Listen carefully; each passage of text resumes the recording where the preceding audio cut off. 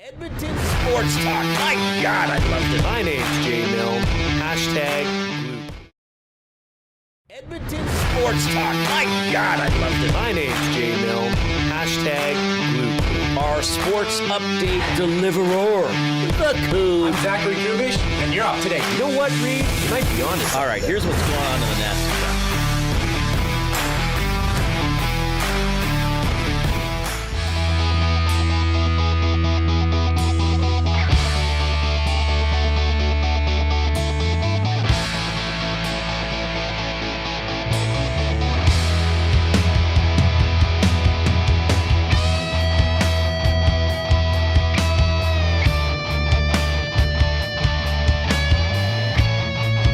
Jay, I might need your... Do you have one of those credit cards with the 3 digits on the back? Yeah, right here, boss. I might need that. Okay, so is it cooler in... When is it hotter in Mexico? In late April or early May? When will it be muggier? I don't want to go when it's super humid. Late April. Okay. All right, so I can book flight to... So do I fly to Mexico City or do I fly to the resort itself? Most places you can fly direct to the resort. Oh, you have town. air miles too. Okay, Yeah. Make sure you use. I'll pay you back. I know you maybe will. I'll book it later. I'll book it. I shouldn't do it while I'm on air. Oh, I'm just booking a. why don't you just keep it anyways for the weekend? I'm just booking a holiday for. have some trip. fun. I'm just gonna book a trip here for late April, early May.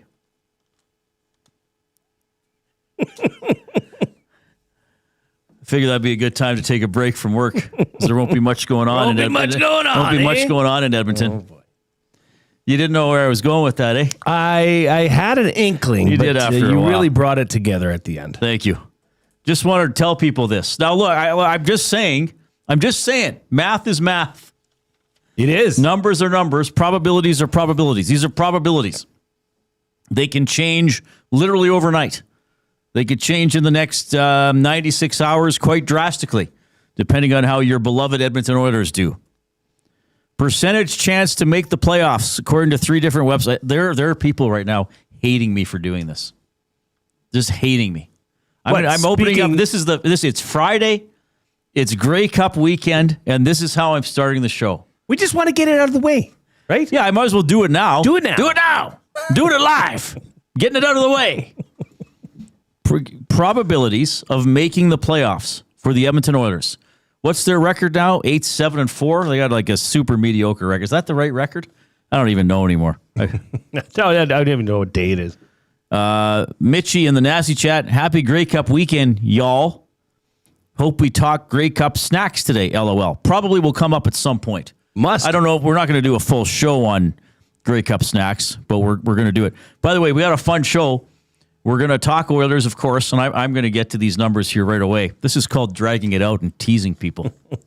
Because I want everybody to be going like, put the stream on. Jeff, put the stream on. He's going to give their playoff odds. This crap from this idiot again. Let's hear what he has to say. That's what I want you to be doing right now. But what? Well, I think the truth, Reid, I like your hoodie. Shall set you free. Yeah. It might just say, you know what? It is what it is. Yeah, and I wasn't actually booking a holiday. I like your hoodie too. Yet. So we're going to talk Oilers. We're going to talk Grey Cup. Glen Suitor's on the show. That's awesome. It's been 10 years since the EEs last won the Grey Cup. That was 2015.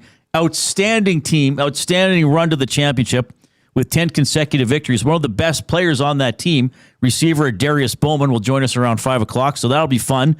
PBR Canada Finals at Rogers Place tonight and tomorrow. Bull riding. We got a bull rider on the show, number 3 guy in PBR Canada. And Wayne Sports Cards. Now, they moved locations. They're in the same general complex, but they moved to a bigger spot right by the Italian Center on 170th. So they got their grand opening tomorrow. So we're going to have Wayne on. So we got a bunch of great stuff on today. We do. This will be a fun Friday. Yes. But in the spirit of having an all-encompassing program, here are the Edmonton Oilers' odds of making the... Yes. Do we have sad music? Coob, can you pull up some sad music? You know, this is the Oilers trying to push the Rock up the hill to get in the playoffs.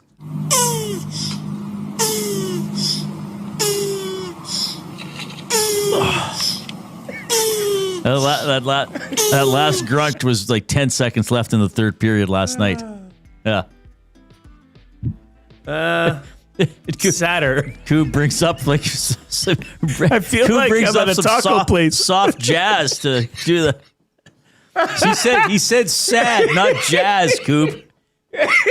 Tell you what, Coob, just play the most freaking upbeat song you can find. Okay. Like, play "Celebration" by Kool and the Gang. Celebration. Well, we can't play real songs. No words. Yeah, play it. Celebration. Sure. Play it, Coob. You can get in touch by posting in the Nasty Chat on YouTube. If you are in there, click the thumbs up button. Click, click, click. Must you click? Please, please click. Must you click? You must click. Thumb, thumb, thumb. There it is. This is the sad. When you say sad music, this is what the Coob comes up with. Apparently, Coob. Well, congratulations, Coob. You have never been sad in your life. In all of your 22 years on the earth. Are you 22 or 21? 22. I don't even know. I should know his age. He just had a birthday. 22. I even wished him a happy birthday. All right. So here we go. According to 3 different websites who keep track of this sort of thing, people have probably looked them up on their own by now. These are the Oilers' percentages of their chances of making the playoffs.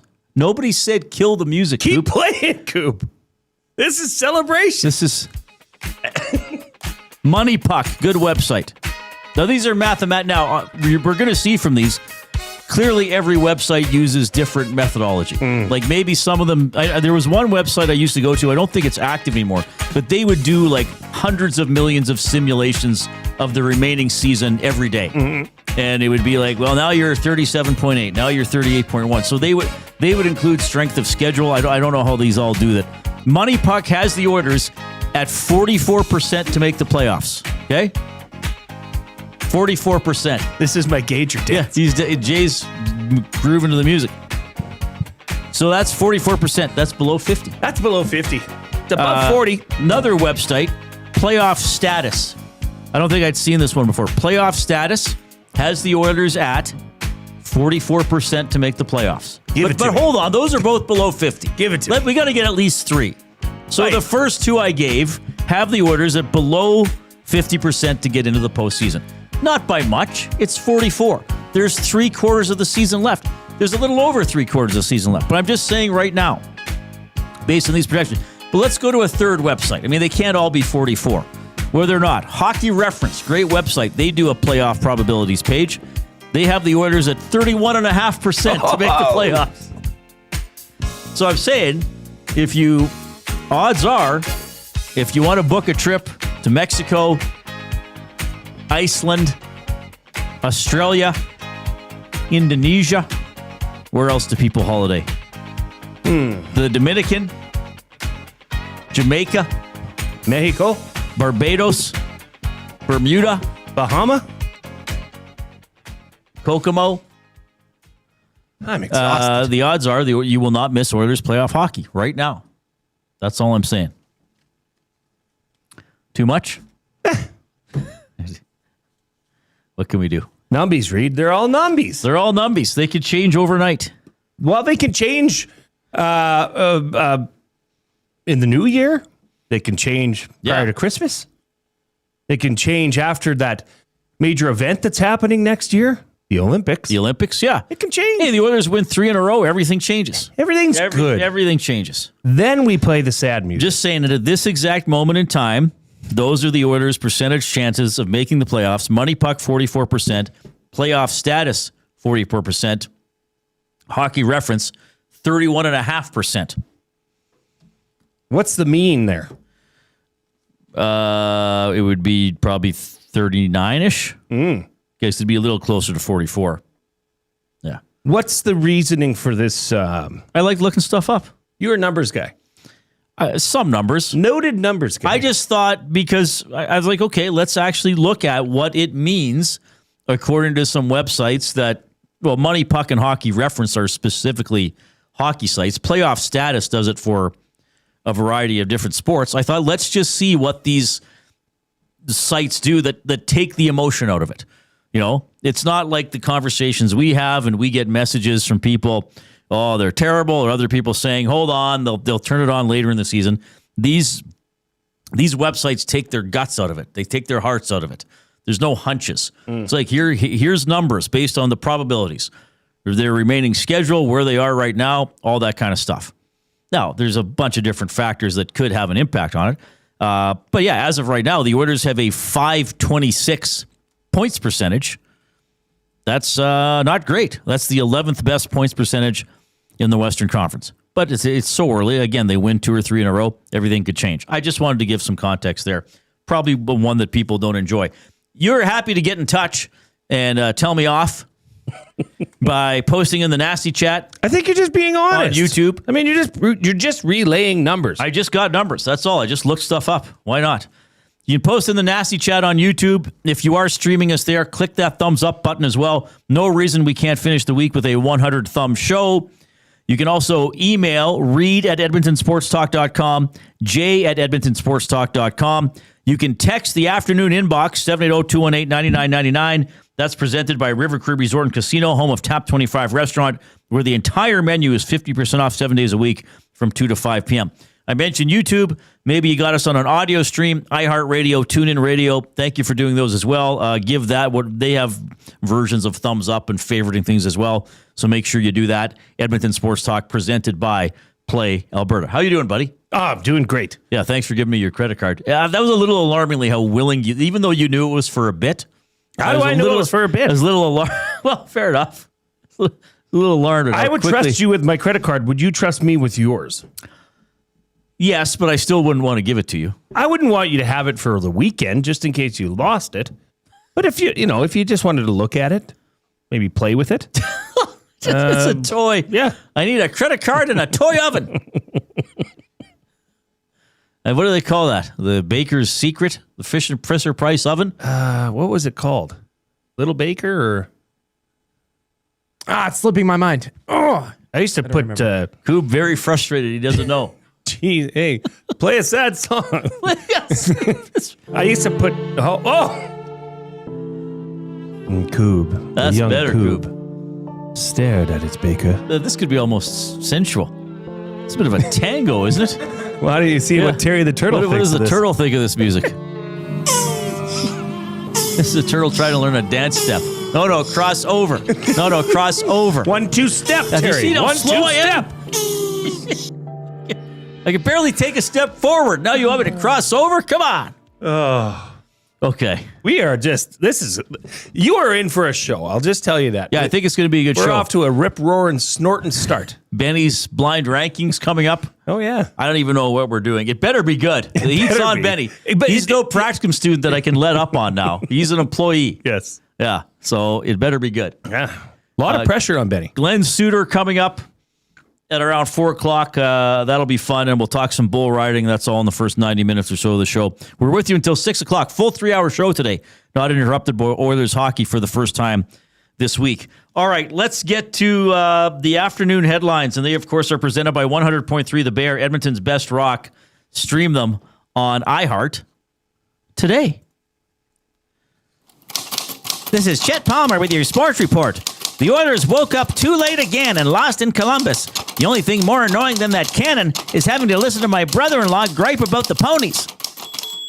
It's the Hurricanes tomorrow night. Finally, reliable Zach Hyman will be back in uniform. Hey, Zach, we need you to crash the net and maybe wake up your teammates while you're at it.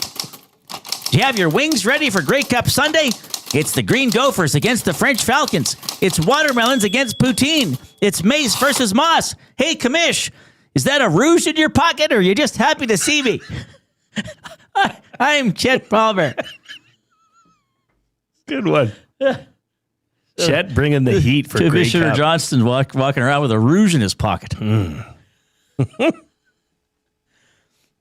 How How awesome would it be if this game was won on a rouge? On a missed field goal. Yeah. The last possible play Yeah. that it's eligible to be used on a miss. Because there will be a rouge next year, but it'll have to be conceded. Not through the end zone. You cannot miss a field goal or have a punt bounce out of bounds or something like that. That would be so poetic. You know what? It would be great if a team had like a 25-yard field goal to win, and the kicker was just like, screw this. Screw it. I'm going to kick it 20, not 20. 20 yards wide would still be in the field. Because you can kick it out the side for a rouge. Yeah. If he just lined up and faced his shoulders and just was like, looks at the drone camera and you is just like, imagine? here it is, the rouge to win it. Surprised more teams haven't done that over the years on shorter field goals to win the game. Like take the uprights right out of the play. Like I know it's a routine. It's routine, and you practice kicking through the uprights. But if you had like a 20-yarder to win, why even bother trying to make it? Fire it through the end zone. Wow, you don't want to do that, though. That's the thing. You'd sooner say you made the field goal. But yeah, you made a field goal to win. Yeah, you do run the risk of hitting an upright and dead ball. Yeah, if you're aiming 20 yards wide, you're not hitting an upright. Unless you're really Though I bad. guess maybe the team blocking it, maybe they could overload that. I don't know. Well, change the blocking angles. Right. You're probably better off just doing what you're usually Skirt that thing down the used center. to doing, which is making a kick. That was the afternoon headlines with Chet Palmer for 100.3 The Bear, Edmonton's best rock. Stream them on iHeart today. I think Chet's excited for the Grey Cup. Yeah. Are you? I am. What are you doing? TBD. I'll be watching it. Probably with my mom and dad. Right. I'm not sure where. Well, probably get one of our some, two houses. Yeah, we're gonna rent the old theater downtown on Jasper. We're gonna rent the Paramount and show it. You gonna get some pizza? I don't know. Chinese? We might probably make some snacks or something. Yeah.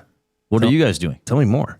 I can't tell you more because there's no plan. There's just zero. It has plan. not been discussed other than watching it. My mother-in-law has got everything ready for jalapeno poppers. She makes the best good. jalapeno poppers. I'm sure I'll be pressed into action on some sort of chicken wings. Good. Maybe a couple cheesy items. Cheese helps. Yeah, cheese is good. Also, Seahawks Rams. That's a big game. Huge game. If you like the Seahawks, which I do. Or if you like the Rams. Yes, but I don't. Right, but if you do. I picked the Rams. No, I picked the Rams to lose the Super Bowl. That's right. To the Bills. Okay, lots of fun stuff coming on. Yes, there will be a lot of Oilers discussion as we move along. A lot of Grey Cup discussion. I think those are the two headlines today. There is a big local event. Or not a big local event. There is a big event in Edmonton this weekend, PBR Canada Finals. We'll talk to one of the riders going into that. So a lot of cool stuff to get to. And how about our off-topic topic for William Huff? Since 1952, William Huff has provided industry-leading advertising solutions for thousands of valued clients. Their unparalleled customer service, combined with decades of industry expertise and a desire to make every job the very best it can be, is what they call the William Huff Advantage. Visit their website at williamhuff.com or give them a shout, 780-454-4536. Who was it that came up with this one today? Oh, our young YTT, YouTube Trevor. Trev. Party boy. From the Nielsen Show with Lieutenant Eric. From Pincher Creek. Isn't that? Yeah, Pincher Creek. Yeah. A lot of lobsters down there. A lot of lobsters in Pincher Creek. No wind ever there. Wind never blows. Dry heat. Dry heat. Mm-hmm. No streams, no fishing, nothing. The off-topic topic. Which EST employee would you want to be for a day and why?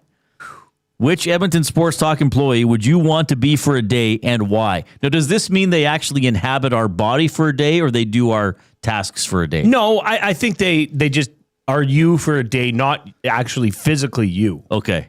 But they do what you're doing for the day. Because if they want to be physically me, I hate to disappoint you. This one's going to take some thought, and I'm curious to see. I have an idea who's going to take the cake here. But, for me. This is who I think's going to win. I'll write it down to you. Okay. Who are you thinking?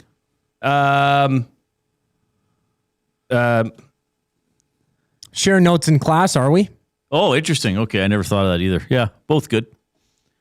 But yes, as Big Uke says in the chat, this could go so many ways. Martin in the the River Cree Resort and Casino inbox says, I know when I wear a tight bathing suit, I have to put a large rouge in my pocket. Well done. That's good. Okay, for me, I would go as YouTube Trev. Well, we are ourselves. I'd be me. No. You have to be somebody else. You can't be you. That's lame. Who works the least hours? No. I'd go for YouTube Trev, and this is why. Well, they could see what I wrote on the sheet. I can get up and do the morning show. That's fine. But then to have, after you get his stuff done here, after his work day is done, technically, right? He can go home and just there's no responsibility. Who? Trev. He can go home and do whatever he wants. He can go to the gym. He can sit on the couch and play video games. So you're us for the whole day or just at work? I think it's just at work. No, it'd be for the day. Oh, okay. Oh yeah. You get the full meal deal. Like if you want to be me, you have to be able to be an Uber driver I think run your children around to stuff. basketball. I think this is we all do the same thing. No, we don't. We have different kind of roles. do. We have different personalities. We have different vibes. Not really. Which EST employee would you want to be for a day and why? You? I'm going to say Jasmine because she just popped into the nasty chat and it'll hurt her feelings if no one says her. So I'm going to say Jasmine. I think the only right one to pick, though, is Lieutenant Eric. I think he's got an exciting weekend plan, but just for at work purposes, I don't know. He walks to work every day just to see, his path. Like, he's an avid walker. He's got the rocks and stuff. Not YouTube Trev level of rocks, but it'd be interesting to see how, he goes through his day. All right, that's our off-topic topic for William Huff. We got to get to Benny's blind rankings coming up. The oil understood for GCL Diesel a little bit later on as well. Go to the technical desk. Here's Zachary Kubish.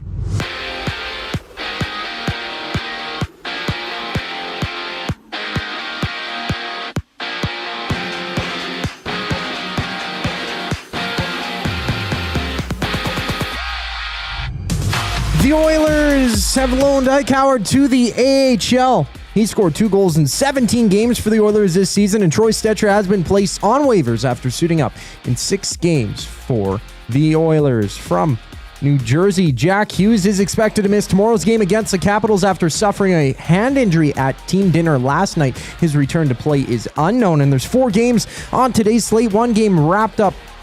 The Flyers matching up with the Blues. The Islanders take on the Mammoth, and the Canucks battle the Hurricanes. From Montreal, Alex Newhook is expected to miss 4 months after undergoing ankle surgery, while Caden Gooley underwent surgery to repair a torn adductor. He's out 8 to 10 weeks. In CFL news, Montreal's Davis Alexander says he's ready for Sunday's Grey Cup against the Riders as he recovers from a hamstring tweak he sustained against the Ticats in the East Final. NFL updates: no Dalton Kincaid for the Bills this week against the Buccaneers. He's out with a hamstring ailment. Plus, Isaiah Pacheco of the Chiefs won't play against the Broncos, battling a knee issue. On the court, there's 9 games on tap, including Portland on the road in Houston. This sports update is brought to you by Windsor Plywood Leduc, locally owned and operated, serving Leduc and surrounding areas since '93. They have doors, flooring, baseboards, and of course, plywood. Go see the knowledgeable staff today at Windsor Plywood Leduc. Benny's blind rankings up next on the Reid Wilkins Show. I'm Zachary Kubish, and you're up to date. 2 guys and a goalie. Like if it's a poor goal where it's like, yeah, no, that was a routine, should have been easy, then yeah, let's criticize them all you want. You leaving rebounds out there, yes, let's criticize him. Not when he's quadruple screened on a point shot. Right. Yeah. The comment is, well, how do you expect him to make that save with 4 people in front? And they're like, oh, I don't know, you just find a way. And you're like, just shut up. 2 guys and a goalie, presented by GS Construction. Tuesday and Thursday afternoons at noon, only on Edmonton Sports Talk, your clear choice for Edmonton sports. We have what you're looking for. GD Liquidators is Edmonton's one-stop shop for new and used warehouse, office, and industrial items since 1987. You'll find what you want when you want it. Give us a call, visit us in store, or check out the monthly auctions at gdliquidators.com. 100% Canadian owned and operated. We have what you are looking for. GD Liquidators. Where holiday cheer meets great beer. This season, celebrate at the Canadian Brewhouse. From plated dinners and festive buffets to casual pub-style parties, we've got the perfect space for your crew. Book your holiday party today at thecanadianbrewhouse.com. GCL Diesel has been serving oil country since 1972. From diesel cars to SUVs to pickups. From farm tractors to school buses to a big rig. From diesel generators to forklifts, GCL can test, troubleshoot, and repair all diesel fuel system components. Whether it's injectors, pumps, turbos, filters, or additive, GCL has the parts you need to keep your diesel running the way it should. For genuine diesel parts at wholesale prices, visit GCL Diesel in the West End or online at GCLDiesel.com. GCL Diesel. Diesel understood. Hockey is heating up, and so is the excitement on Play Alberta. With casino winners every hour, jackpots worth millions, and revenue that stays in the province, there's never been a better time to sign up. Right now, our listeners can score a $50 free bet when they make a minimum $50 deposit with code EST50. That's code EST50 for a $50 free bet. Start playing with your game sense today to find out if you're Alberta's next winner. Must be 18 plus to play. If you gamble, please use your game sense. Summer was packed with memories. Wait, let me get a picture. Your garage doesn't have to be. Wow, look at all this space. Store your gear with Sentinel Storage and enjoy extra space all year. Try 4 weeks free. Visit sentinelstorage.ca.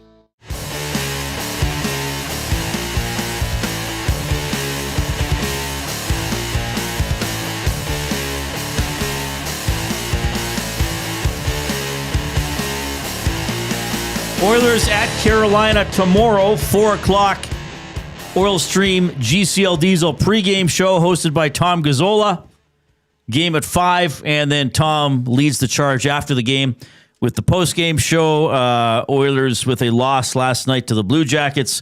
Another fairly underwhelming performance that we will discuss throughout the course of this program. We're with you until 6 o'clock. Edmonton Sports Talk presented by Play Alberta. Okay, we've had fun doing this with one of our newest, well, our actual newest employee.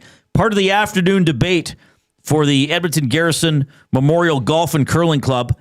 Limited Christmas party dates still available. Whether you have 50 or 150 people, we can host your party with a savory buffet dinner and quench your thirst with our full-service bar. Go to egmgolf.com for more details. That's egmgolf.com. Yeah, Christmas party season. Man, oh man.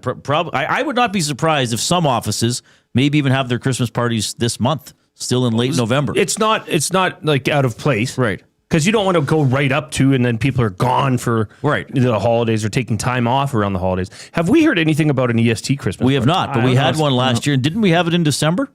Couldn't tell you. But a lot of larger companies, because it can be hard to book space, they wind up having it in January or February and just call it the annual staff party. We're going to have to reenact that this year.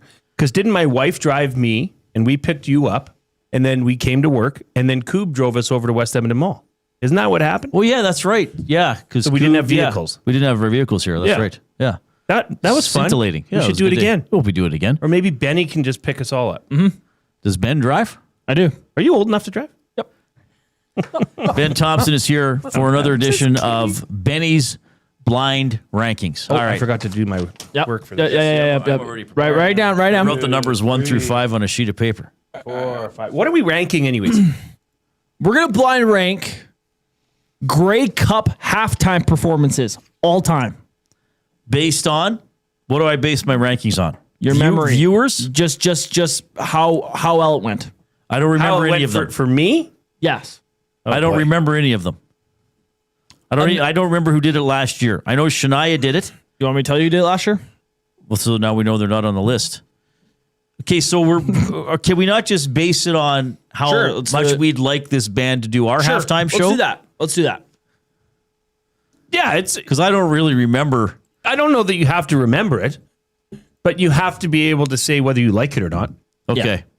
Like if Shania Twain's on this list, you're holding out the one spot for her. Yeah, she did. Well, I don't know.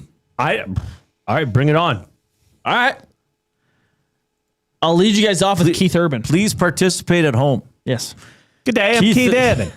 Keith Urban, are they still together? I think they split up, him and Nicole. Oh, yeah, I think they did. Jasmine will know. He played, Calgary 20... No. You want to find it for you? He played the Grey Cup. I believe it was in like kind of a Keith Urban prime. Somebody like you. 2019. Calgary? Calgary. It was. I'm not. I wouldn't. I'm a Keith Urban fan. I couldn't name a single Keith Urban song. I generally don't like that genre of music. I respect what he's accomplished. I know he's very popular. I'm putting him at 4. I reckon my X personal is a list. Keith Urban fan. I always liked Keith Rural a little more. As per Jay, you know where I'm putting this, Benny. Right in the middle. Starting 3 again. Start 3. So you like him that much, but you're putting him 3. There's a lot there. I hope there's better. I like Keith Urban. Jasmine not only confirms that Nicole and Keith are divorced, she also says Keith has moved on. As opposed to what? As opposed to staying put, pining after Nicole. So I can't do the Australian accent. If I try to do Keith good Urban, day, Nicole. It'll sound like Captain Picard. Good day, Nicole. Where's Nicole? Rika, get Nicole Kidman. She's moved on from you, sir. Bring her up. But beam her aboard. No, we can't just beam everybody aboard that we want on board. Put her on the Bobby. Oh my goodness. Okay. All right. So 4 I'm for just Reid. happy that Keith Urban's moved on. Yes. Thank God. Mike can now have a satisfying weekend. Yeah. Life's great. Yeah. Your next one is Green Day. Oh, 1. Oh, I'm going to say 2. See, this Big is Green personal Day for fans me. here. They just did it last year. Yeah. They sounded great. This is personal for me. Green Day was the first CD I bought. I love the Dookie album. Oh, nice. I grew up listening to it. They played some of the hits off of that. This, I'm sorry, you may disagree, but that's why this is blind ranking. This is more of a favorite, but then we still want to see how well we anticipate. Green Day was 2023. Yeah, it was 2 years ago. Oh, 2 years ago. Because last year was... The Brothers. Who? The Brothers. Osborne? No. Jonas. Oh, the Joe, yeah. How memorable was that? Are they on this list? Yeah. I hope not. I have Green Day 2. Actually, I still have 5 available. I have Green Day 2. I have Green Day 1.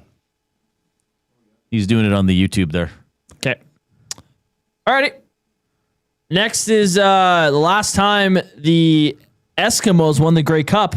Fall Out Boy performed. Oh, that was epic. They were pretty good. I don't know a ton about them. I've heard some of their songs, but if it was me personally booking a halftime show, I'd sooner see Green Day. So I'm going to put them at 3. Fall Out Boy was a vibe. Like, that was a great halftime show. They rocked and they rolled.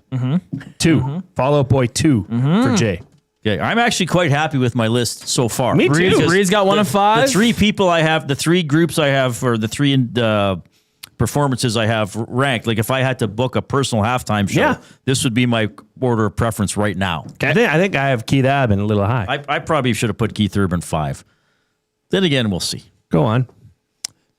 The Tragically Hip. Okay, now this is a problem for me. When did they play it? So it's got to be in the early 2000s? Early 2000s. Let me find it. 2004 in Ottawa. See, people are going to be mad if I don't put them 1. Ottawa. But I'm not. Look, I'm not the biggest Tragically Hip I'm not guy. a big Tragically Hip. Like I totally respect the Tragically Hip. I think they got a lot of good songs. I do not own a single Tragically Hip CD or tape. I do not listen to them when I'm at home listening to music. Me neither. I just think they're fine. I realize Gord Downey's an icon, left us far too soon, all that kind of stuff. But from a musical standpoint, I don't know. Like I'd see them. I'd want them over Keith Urban. I would not want them over Green Bay. Now, this is sentimental. Green Day. We got to take the sentimental side out of it. I got to put them 5. I'm putting them 5 too. I don't know what's left. And here's the thing. I grew up at a time when New Orleans is sinking. You know that song? That was rammed down my throat and into my earbuds. Right. It was on all the time. I got sick of it. Yeah. Favorite Tragically Hip song, by the way, Grace 2. That's a good song. See, I would struggle to even name. Yeah, I struggle to name I could them, name songs, but they used them. They used the Tragically Hip quite a bit for the Blue Jays playoff run from this past year. What was it? Sing it. I can't. Yeah, which song did they use? What was it? I couldn't tell you. I can't remember. I Want It All? Yes. That wasn't the Tragically Hip. No, sorry, no, sorry, not that one. I was. There's a song they used in the sports intros. Don't even matter. See, Zach knows. Yes. Find it, put it on. What, Coop? Let him sing. I don't know. I was kind of mumbling. But don't even they matter. had that in sports and intros. Yes. Oh, Courage. Oh, Courage. Yeah. Right. Okay. Yeah, guys, come on. I thought he was singing. Courage. I thought he was singing. It doesn't. I thought he was singing. It doesn't really matter by Platinum Blonde, and I was like, that's not the Tragically Hit, Coop. That's a bit of a disconnect. Barry Hansen. Yes, Gord Downey's a national treasure. Agreed. But he's never been a fan of the hip, only known a couple songs. Also not a huge fan of Gord's singing voice.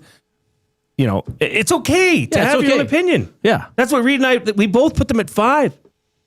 I mean, Tragically Hip is Canadiana, for sure. But, okay. I don't know. Your last one? Yeah. Let's go, girls. Oh. I would not change this list. I would. If you read these off and I wasn't ranking them blind. Because I actually might put Shania Twain 5th and Tragically Hip 4th. I would put Urban 5, Hip 4, Fall Out Boy 3. Then I probably would flip my 1 and 2. But there's nothing that's off by 3 or 4 spots on this one for me. And I saw Shania live in the late 90s. I've also seen Shania live. Now, I was leaving number 1 in case you had Bryan Adams, because I think he's done the halftime show, and I couldn't remember who else. Has he? I thought Adams did a halftime show. I originally had Nickelback in here, and then I changed it to Fall Out Boy because I wanted to incorporate the 2015 Elks win. Oh, nice. Okay. Nickelback was good, too. Would you have had Nickelback? I would have had Nickelback. I thought Adams did a halftime show. Let me look. Do you remember if it was like older? Because I have the list here. Maybe he did do one then. It would have been early 2000s or late 90s. Well, no, he's been around for a long time. Yeah, but still, like... Yep. 2003, my birth year. In Regina. Esks won. Beat the Alouettes. I'm pretty happy with this. Like me, I'd probably reverse my 1 and 2. Fall Out Boy would be 3. I'd have the Hip 4 and Keith Urban 5. I should have just put Keith Urban 5 right off the hop. Yeah, I still have Green Day at 1, Fall Out Boy at 2. I don't mind Keith Urban at 3 because I liked his music. Mm-hmm. I would put Shania Twain at 5 and Tragically Hip at 4. Well, Shania Twain's in the nasty chat saying she'd rank herself number 1. So, there she is. Yeah, well, she should put herself number 1. You got to self promote. Yeah, you got to be your biggest fan. I'm going to say something here. Mm-hmm. I think, "Man, I Feel Like a Woman" would be probably in my top 25 songs of all time. Really? Favorite songs of all time. That's saying a lot. Like, just when you hear that iconic beginning and then "Let's Go, Girls," like, come on, it's fun. Why don't you? Oh yeah. If only I had a sound effect on my soundboard. Let's go, girls. And who produced that album, that song? Wasn't it her husband? Mutt Lange. Who produced what else? Def Leppard. Thank you. Ding, ding, ding, and many ding, other ding. things. And some Bryan Adams. Dun, da, da, da. He's the hit maker. I think that's what they call him, Mutt the Hitmaker Lange. Shania Twain says I would put that J guy at 5. Hey, if you put me on any sort of a ranking, I would take it. Don't take it so personally, Shania. Jeez. What's she doing commercials for now? Was it KFC or McDonald's? McDonald's, Yeah. And it doesn't look like her. Whoever's doing that work.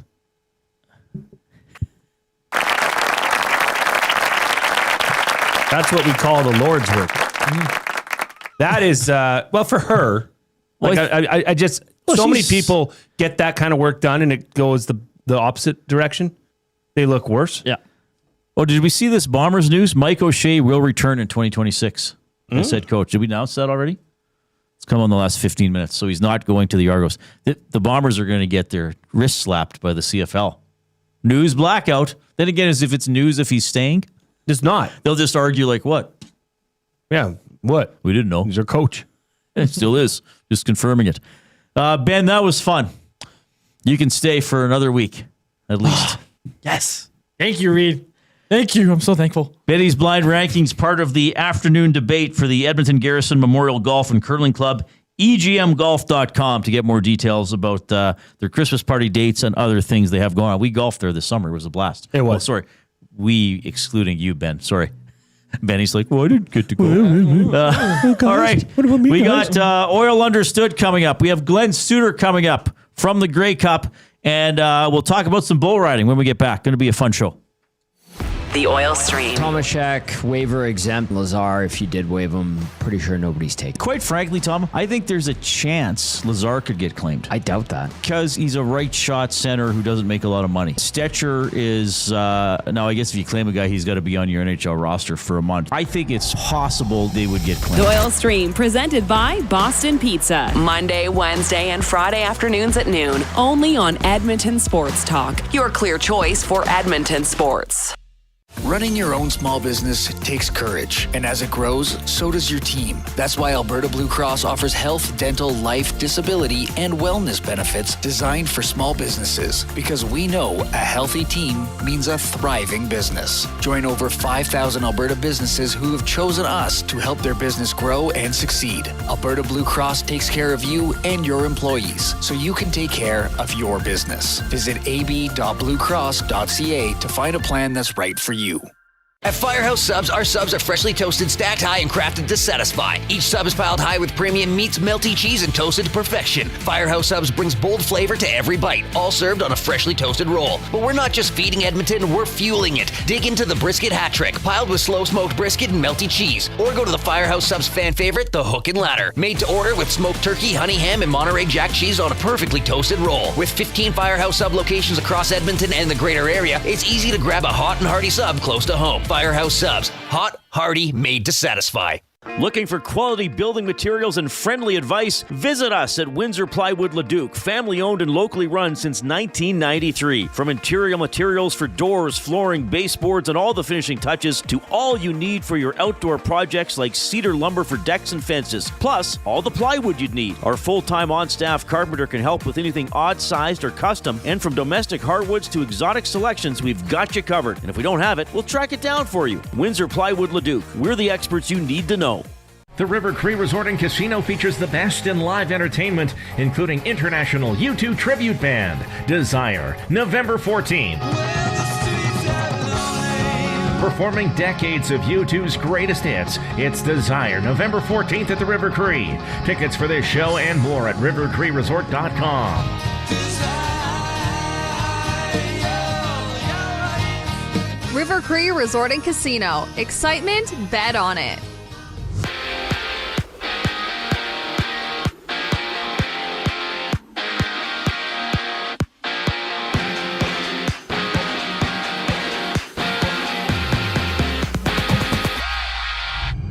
Some Oilers news. Ike Howard has been loaned to the Bakersfield Condors, while the team has placed Troy Stetcher on waivers. And in the NHL, there's one game wrapped up, 3 games on tap. Carolina hosts Vancouver. Quinn Hughes is a game-time decision for the Canucks after that Philly hits the ice in St. Louis, and the Islanders face the Mammoths. Some injury news for the Habs. Gaetan Gooley underwent surgery repairing a torn adductor. He's out 8 to 10 weeks. And Alex Newhook had ankle surgery. He's expected to miss 4 months. Meanwhile, the Bombers have announced that head coach Mike O'Shea is returning for next season. He's been the bench boss in Winnipeg since 2013. Down south, Darius Slayton won't play Sunday for the Giants against the Packers. He's sidelined with a hamstring injury. Plus, Buffalo's Dalton Kincaid will miss Sunday's game against Tampa with a hamstring issue. In the association, the Nets and Magic tip-off, Sacramento visits Minnesota, while the Clippers and Mavericks hit the court for a total of 9 games around the league. I'm Zachary Kubish. The Reid Wilkins Show continues.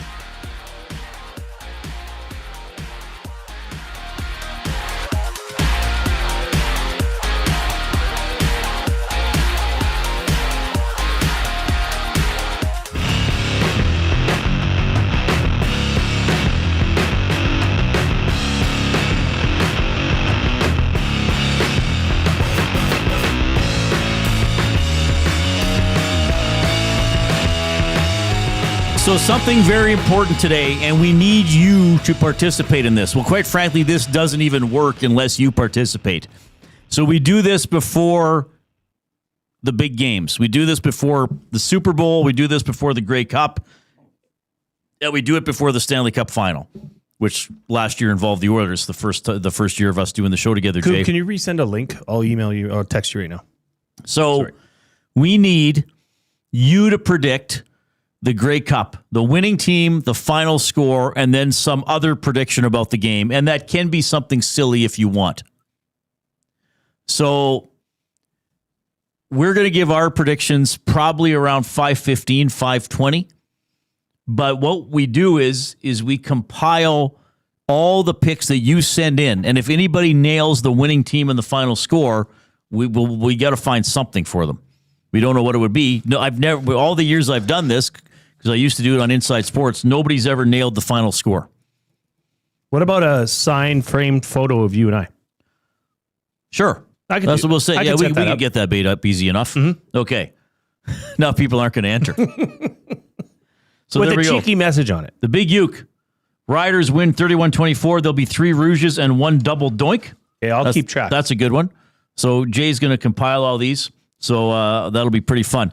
So that is one other thing we're doing today that we need your participation on. Winning team and final score in the Grey Cup. We, of course, are in the Canadian Brewhouse studio. Win big this football season at the Canadian Brewhouse. Enter to win a trip for 2 to the Super Bowl, plus weekly prizes and $1 off Budweiser and Bud Light tankards. Details at the CanadianBrewhouse.com. All right, so Grey Cup this weekend. Oilers playing tomorrow as they will try to get their act together.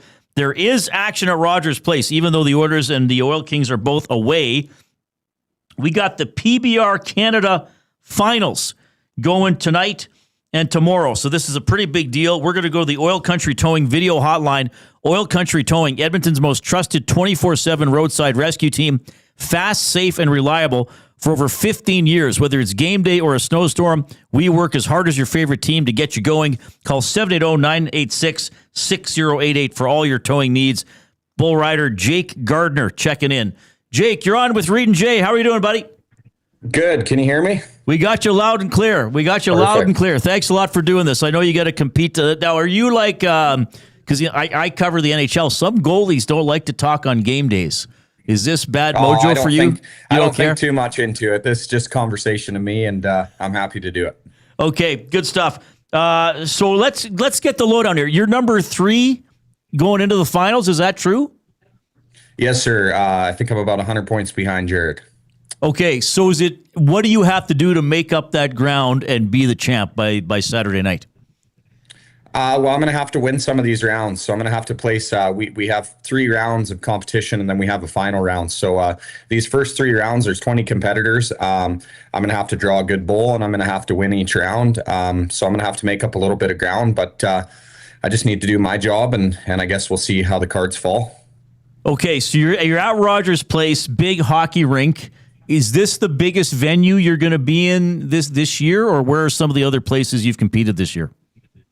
I would say this one's probably top 5. I was in Australia 2 weekends ago, so that was a pretty big deal out there, big arena out there. But Houston as well. I competed at Houston Rodeo last winter, AGR Stadium. But yeah, as far as big arenas and cool arenas, I think Rogers Place is one of the coolest ones I've been to. Do you get a vibe from the crowd if they're big and noisy, or are you so locked in when you're getting ready to ride, you block it all out? I feel like I'm a pretty excited rider. I kind of go off of how the crowd's feeling. If the crowd's into it, I'm into it. I like bull riding because it's kind of a rock concert atmosphere, and when them fans are loud and cheering, which typically Oilers fans get pretty loud. So I really like riding there. Jake Gardner joining us here, number 3 ranked rider in PBR Canada. I wanted to know about the draw of what bull you're going to be riding. Has that already happened? Do you know who you're going to be getting on the back of tonight?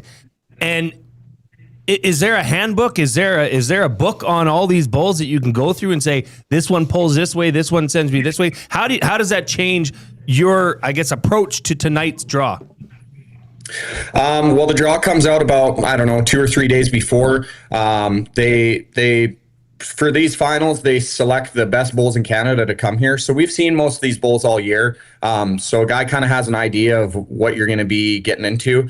For me, I drew a bull called Grand Slam. He was at a show here 2 weeks ago, and I seen a good buddy of mine, Shay Marks, rode him. He was 86.5 points on him. I believe he won the round. So like, that's really good for me. But yeah, for the most part, we know a lot of these bulls that are going to be here. Okay, you're getting ready. Right now, you're 2 hours away from showtime, 2.5 hours away to getting going. What is your process? Are you a superstitious guy? Do you have to have your gloves the right way? Do you have to have your chin strap done? Like, is there anything that you do different than most people, or you just say, "Oh, the hell with it, I'm getting on this bull"? A combination of all of it. I'm kind of the all to heck with it attitude, but I don't know, like a day like today, I had an afternoon nap, having a conversation with you guys, having a coffee. I'm going to go to the gym here in the hotel and get a workout in. And then I just kind of ease on down to the event and get my gear ready and tinker around with that stuff. But I try not to put too much thought into it. To me, it's just another day in the office. I'm going to work. I got a job to do, and that's the way I look at it. So it's just another day for me. Bull rider Jake Gardner joining us on the Oil Country Towing video hotline. Just a couple more for you. I love to know people's journeys. Like, where are you from, and how did you get into bull riding? I mean, you're one of the best in the world now, but there was that first ride somewhere, right? Yeah, well, I'm a Northern BC kid, Fort St. John, born and raised. I grew up there. We have a few small rodeos around there. So my dad kind of got me going to them as a kid. And I just kind of started riding sheep, riding steers. I didn't always know I wanted to be a bull rider, but they used to have, I think the series was OLN. They had PBR bull riding on it when I was younger. And I remember watching that and just being like, wow, it'd be cool to do that. I think about the time I realized I wasn't going to play hockey professionally, I thought, okay, well, how can I go and travel the world and get paid to do it and compete in some of the biggest buildings, like Rogers Place. And so I seen bull riding as an avenue to do that. And, I've got to travel the world doing it, and I make a pretty decent living doing it. So I guess when I was 20, I packed all my stuff and moved away from home up there. And I ended up kind of down by Calgary for several years. And yeah, I've been fortunate enough to make this my pretty much full-time job. And now I'm living South Calgary. That's interesting, because I've got to interview several rodeo people over the course of my career, and there's often my dad, my grandpa, my uncle, my brother, who there's no family tie that got you into bull riding. No, there is family tie. My dad was a bronc rider, bull rider, and he was a steer wrestler. My grandpa was also a bronc rider. So yeah, it's third generation for sure. My dad, he did it for a while, and then I think some injuries got in the way, so he went to the oil field. But he always told me, hey man, you got your whole life to work, so go try and do this for a bit. And that's kind of where it's took me. Okay, and then this is it for the Canadian season, right? Like, this is it, and then you get going again. Like, what will you do? Are there other circuits you can compete on once these Canadian finals are done? So this one, this kind of be the last weekend for PBR Canada events for this season, but I think we have an event in Lloyd that starts next week. So it's like, I guess that would be, it's as early as that. But after that, there's a few weeks off. For me, I got the chance to go to the Unleash the Beast tour. And so that's the biggest tour in the world for bull riding, the best bull riding, best bulls. So I got invited to go to 4 events down there. And so I believe I go to like Boston and Chicago in December. And then I get to go to New York and somewhere else in January. So for me, I do this full time. I maybe get 4 or 5 weekends off in a year, but for the most part, I'm going pretty well somewhere else every weekend. Well, we wish you all the best. PBR Canada's Jason Davidson is still involved with that, right? Because I think I used to work in Lloyd, and I think he's originally from Lloyd. I think he might have moved to Saskatoon. Yeah, I think he is. So, he's kind of the head honcho for the PBR Canada guys, and he does a good job. Well, we can tell that you love what you do, and you wanted to see see parts of the world and play in big arenas and Rogers Place, and you listed off some of the other cities you're going to. So good for you for literally living your dream. All the best tonight, Jake, and tomorrow night as well, and maybe we'll talk to you again down the road. Yeah, appreciate you guys having me on today.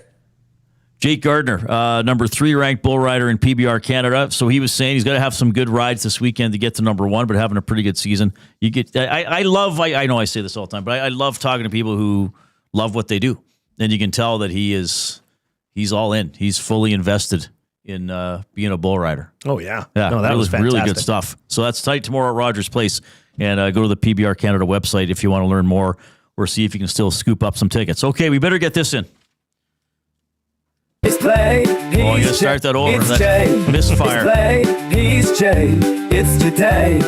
It's Jay's play of the day. It's Jay's play of the day.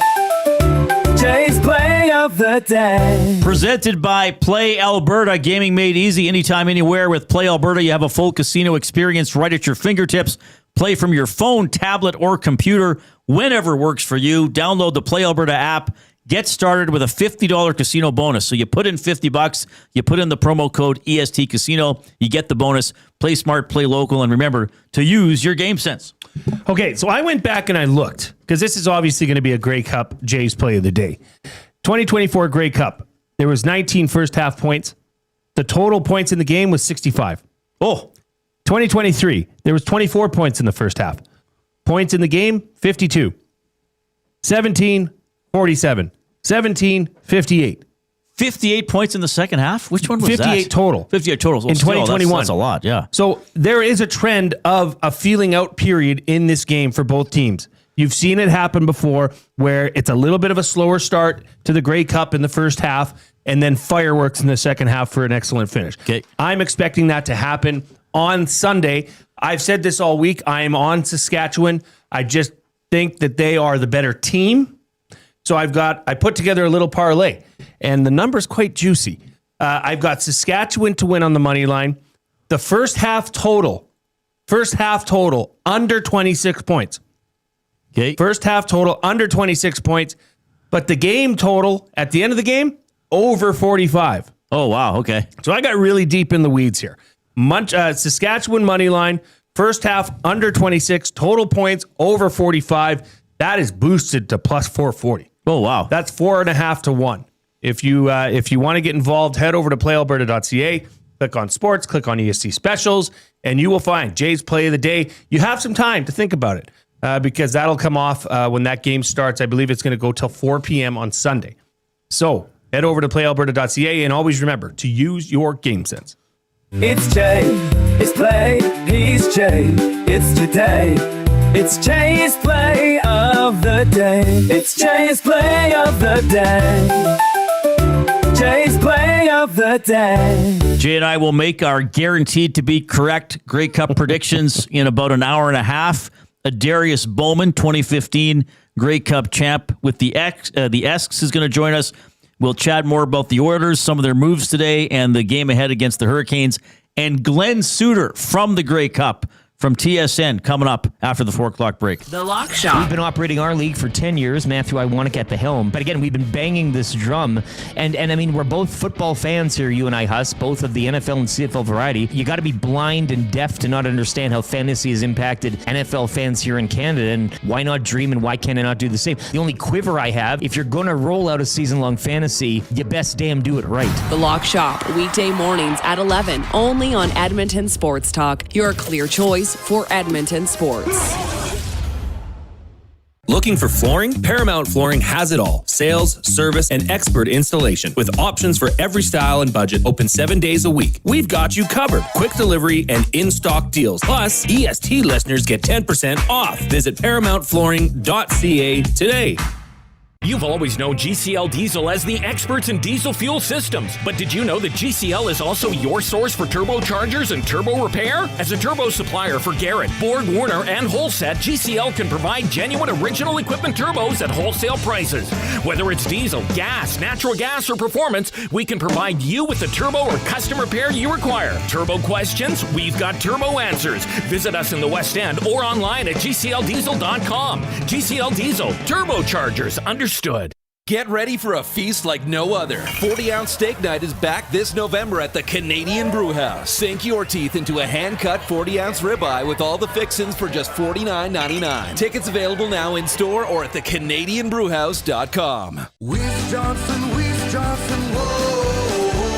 Hi, Dennis from Weiss Johnson here, and we're excited to be partnering up with the Nielsen Show and have a special deal exclusive for Nielsen Show listeners. Get 10% off any new Trane furnace, air conditioner, or heat pump installation from now until the end of October. Bundle a furnace with an AC or heat pump and get 25% off the package price. Get your home comfort now for all seasons with Weiss Johnson and Trane. Trane, it's hard to stop a train. Visit wjsportstalk.com today.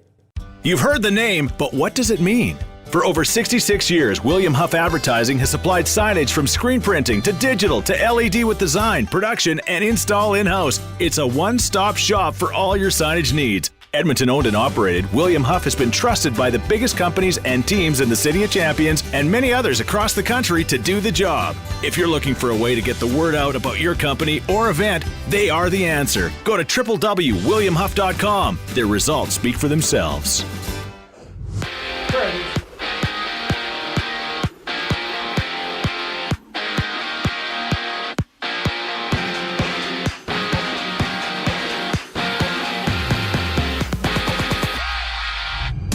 A couple roster moves for the Oilers. Edmonton waiving Troy Stecher, while Ike Howard has been loaned to the Condors. Elsewhere, Jack Hughes of the Devils is sidelined after suffering a hand injury at team dinner last night. He's not expected to play tomorrow against the Capitals, with his timeline for return unknown. 3 games in the NHL tonight. Philly and St. Louis drop the puck. The Mammoth take on the Islanders, while the Hurricanes and Canucks face off. And for the Habs, Alex Newhook underwent ankle surgery. He's expected to be out 4 months, while Caden Gooley had surgery to repair a torn adductor. He's out 8 to 10 weeks. CFL News, the Bombers have announced that Mike O'Shea is returning as a head coach for the team next season. NFL News, Buffalo's Dalton Kincaid has been ruled out against the Bucs this week with a hamstring injury. Darius Slayton of the Giants won't play. He also has a hamstring ailment. New York and Green Bay duke it out on Sunday. 9 games in basketball, including the Clippers and Mavericks tipping off at 6:30. Golden State visiting San Antonio at 7:30, while the Knicks face the Heat at 5 o'clock. I'm Zachary Kubish. That was your Sports Update. Hour 2 of the Reid Wilkins Show starts right now.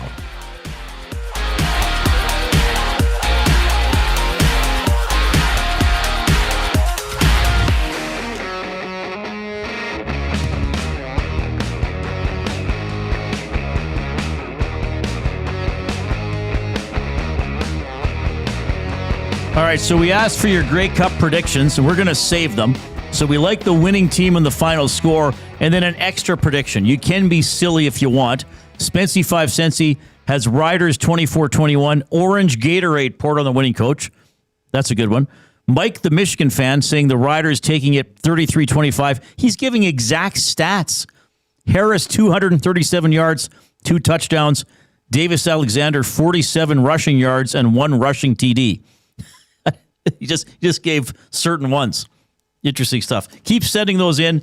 780-218-9999 is how you can text them to the River Cree Resort and Casino inbox. River Cree Resort and Casino happy hour featuring $5.25 drinks. That's available Sunday to Thursday, 9 a.m. to 7 p.m. Oilers tomorrow in Carolina. We'll talk more about the Oilers here in about 20 minutes or so after they had another mostly underwhelming performance last night against the Columbus Blue Jackets. But, of course, we got to get you ready for the big game, and we got Voices of the Game here, presented by Windsor Plywood Leduc, locally owned and operated since 1993. More than just plywood, we offer everything from doors and flooring to decking, fencing, and custom millwork. With a huge selection of hardwoods and knowledgeable staff, we're here for all your DIY needs. Windsor Plywood Leduc, the experts you need to know. This guy is definitely an expert from the CFL on TSN. 1989 Grey Cup champion, Glen Suitor. Glen, how are you doing? I'm doing well. I'm enjoying the show. I tuned in about, 45 minutes ago with the halftime show debate. Ooh. Go on. So what? So what's the deal? Oh, he might have froze. Oh, no. I thought he was like the biggest cliffhanger ever. He's back. He froze for a second, I think. Glenn, you're back. Okay. Yeah.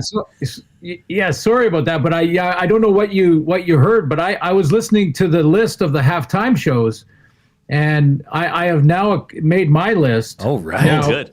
Now, as you guys know that music is very subjective, and you like a certain genre, you like a certain, voice or band or whatever. So keep that in mind.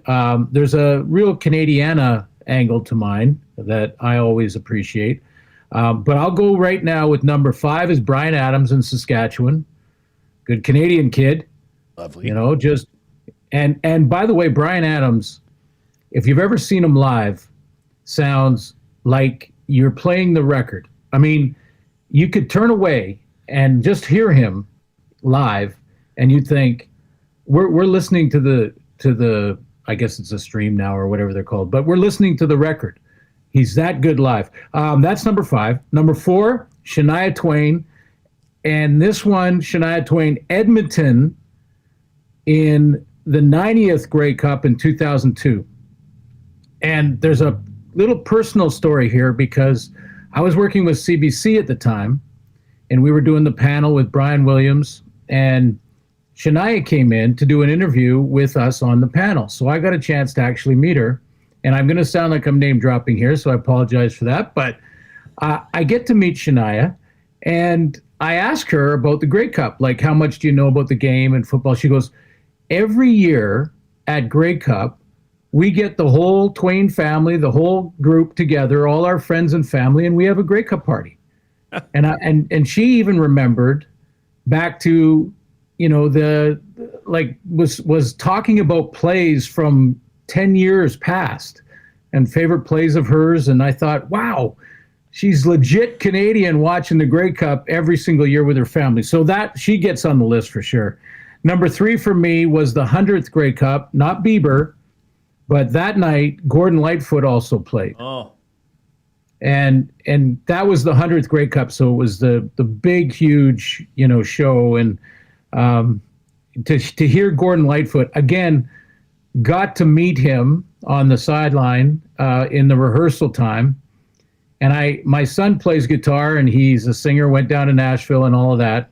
So I asked him advice. I said, what should I tell my son? And Gordon Lightfoot says, just tell him to write songs, and most of them will sound in his own head like they're terrible, but just keep writing songs and writing songs. And I thought, what great advice from Gordon Lightfoot. Number 2 for me, Keith Urban. And again, going to name drop here a little bit, but Keith comes into the booth with Chris Cuthbert and I in Calgary in the 107th Grey Cup.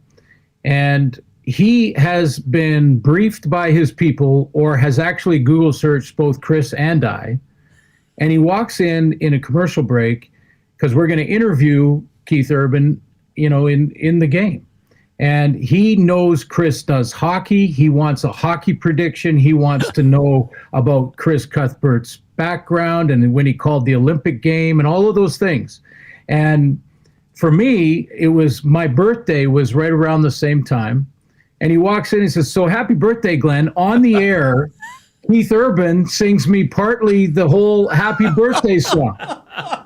So I had a picture with him in my room, and it is a story every time I have a guest over to the house. I say, Keith Urban sang happy birthday to me on television. So that was pretty cool. And the number 1, and you guys are going to, this is going to be off anybody's list, but number 1 is again Shania Twain. But this time it was Ottawa on the 105th, because I can't think of a more Canadiana halftime than Shania Twain on a dog sled with snow falling in Ottawa. And she goes in and she rides in on this dog sled, gets up on stage and nails the halftime show with the snow falling in the nation's capital, at Grey Cup. I mean, doesn't get more Canadiana than that. So there's my top 5, man. And I'm sorry if I ate up too much show, but I was right into you guys. No, that was amazing. Your preparation and storytelling is, of course, second to none. Your recollection is outstanding. And look, I know you mentioned name dropping. I remember one time I was talking to Brian Kelly and Warren Moon, and Matt Dunnigan walked over and said that he'd recently been at Damon Allen's, and Ricky Ray came by and said you should never name drop. Well done. I saw what you did there. I got what you did there. Yeah. Well, and also thanks for listening for the show for 45 minutes. That's probably a record for someone listening that straight through. Okay, thanks for having fun with the halftime shows. That was incredible.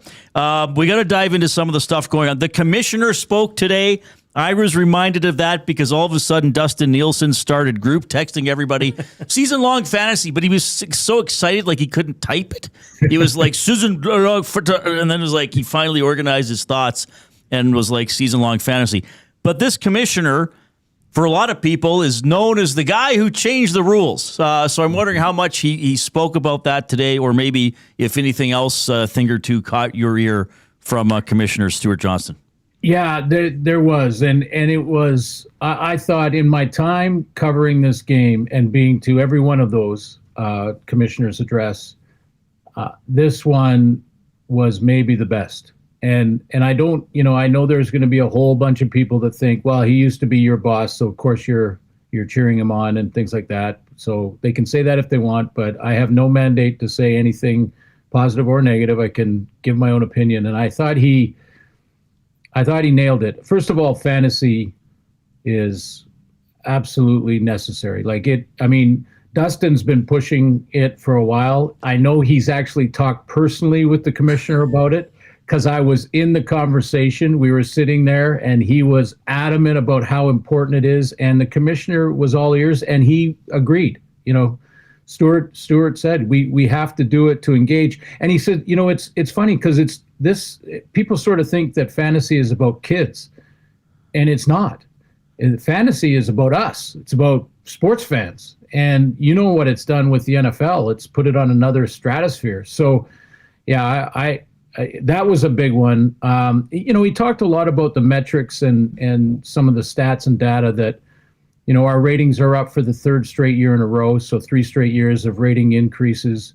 4 straight years of attendance increases, and I know sometimes when you look at Edmonton early in the season trying to get, back and get their fans back in, sometimes in Calgary, it doesn't look as good. But overall, there is positive movement there. But maybe the most important aspect of this, and I wrote it down as a quote because I didn't want to misquote the commissioner because he was so adamant about it, was, you remember when he talked about the rule changes, and there's been pushback and there's been some people that are frustrated. I have sort of been under the umbrella of trust but verify. There are parts of it that cause some concern, but I don't want to be frustrated and angry with something that may never happen, first of all. And secondly, the rule changes that he's talking about do not affect what makes our game Canadian and makes it different. The single point, yes, that's an alteration, but the fundamentals of it and the cornerstones of our game are 3 downs. So today in the press conference, when he was asked about that last time and about, is this the thin edge of the wedge and we're looking at 4 downs down the road, his answer to Justin Dunk at 3 Down Nation was, I never say never. And of course, that opened up a whole bunch of speculation and consternation across the country for a lot of fans, including me, that had real concerns that this was sort of leading to much more, let's use the word Americanization of our game. And today, he corrected himself, which in itself is a good sign. Humility is a strength. And if you can come up and say, hey, last time I didn't cover this the way I probably should have. This is what he said today. He said, there was one thing that I want to clarify. When we announced those rule changes, I did not do enough to emphasize something very important. And that is our unwavering commitment to the Canadian game. So let's be clear. We are 3 downs, 12 players, unlimited motion, 65-yard wide field, and huge end zones. These rules are not going anywhere. I thought first of all, for him to revisit that and try to clarify it and say that he didn't approach it the way he would like to have, I think is a good sign. And also that he has put this to bed, that don't be concerned about changing this, and this is the thin edge of the wedge, and we're going to 4 downs. So I thought that part of it alone was, excellent fantasy and a major investment. We're talking $4 to $5 million, guys, from the Board of Governors and all the teams to revamp all the digital aspects of Canadian football. So add an app, redo if you guys have been on the website. Come on. It's got a long way to go. So they are going to spend the offseason revamping all of the digital aspects of the game. And that is a huge, a huge plus as well. I think the progress is way ahead of any commissioner in recent memory. Glen Suitor from TSN joining us here on the Reid Wilkins Show. Glen, I got to ask you, you've been the voice of the Grey Cup for a long time. And I must say, you're a national treasure status with that. I really mean that. And I hope you do it for a long time. But leading up to the game, you've done it. You've been there, you've done it. And leading up to the game for the players, you've played in that game as well. And you know the emotions and the hairs that stand up on the back of your neck. Does that happen for a broadcaster when it's the biggest game and all the lights are the brightest and everybody's watching? Do you have a little bit more pep in your step come Grey Cup Sunday? It's a great question because there's nerves for sure. And I'd be lying if I said that, but that sort of happens before any game. And what I really have to train my mind to do, like as a player, is to not think about all the stuff that you can't control, like how many fans are watching, how the fans react, what they say. In some cases as a player, you're saying, sometimes I can't even control what happens on the field. What I can control is what I do on the field and how I respond. So the preparation as a broadcaster for me this is the one game when there are so many different aspects to make a decision on which direction I'm going to go in the game. Sometimes that's dictated by our producer and our director who are following their storyline, and then I follow them as to what I say. So that might be, they're going back to show the quarterback or a replay, and now I have to stay with them, even though I may have thought of something a different direction that I wanted to go. They are the bottom line because our producer is making those calls. Now, a lot of the times, he'll let me lead.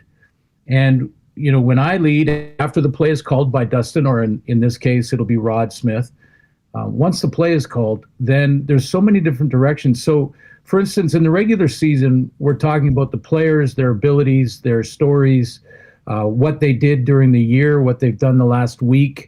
Are they having a great season or a bad season? All of those things are choices that you make. But when it comes to this game, there is the history of the game. There's the history of when these two teams played against each other in the game. There's the Canadiana and just how iconic this trophy is. To have your name on this trophy that's 112 years old, that it has survived world wars and pandemics now, we can say. And also, fires and every guy who's been a part of a winning team that has taken it home and left it in a pub and forgot it and drank out of it and everything else that goes on.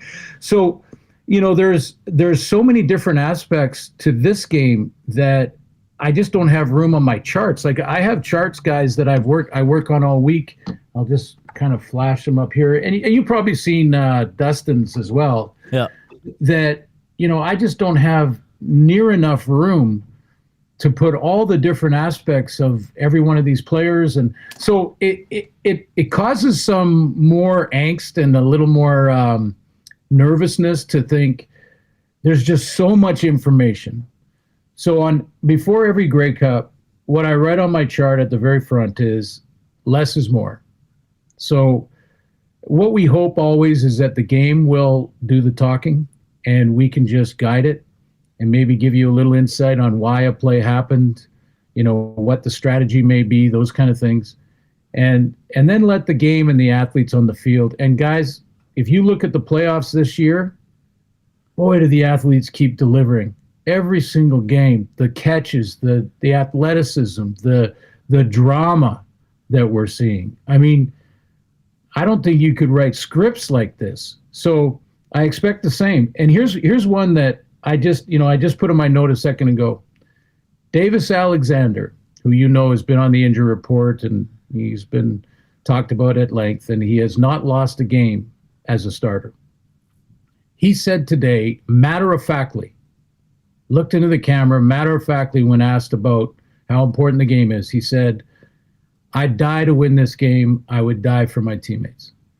Now that to sort of a civilian, I'll call it, sounds ridiculous. But if you've been in that fight and you go back to when I was the player, you honestly, there's a sincerity to that statement. There's a realism to that statement that you've worked so hard for so long to get to a championship game, and now you got your opportunity. And he said it matter-of-factly, and I remember back in my days, early in the 89 season, I was sitting with Bobby Jurison, and I said to him, sometimes I think we had just lost badly to Edmonton, like got our butts kicked.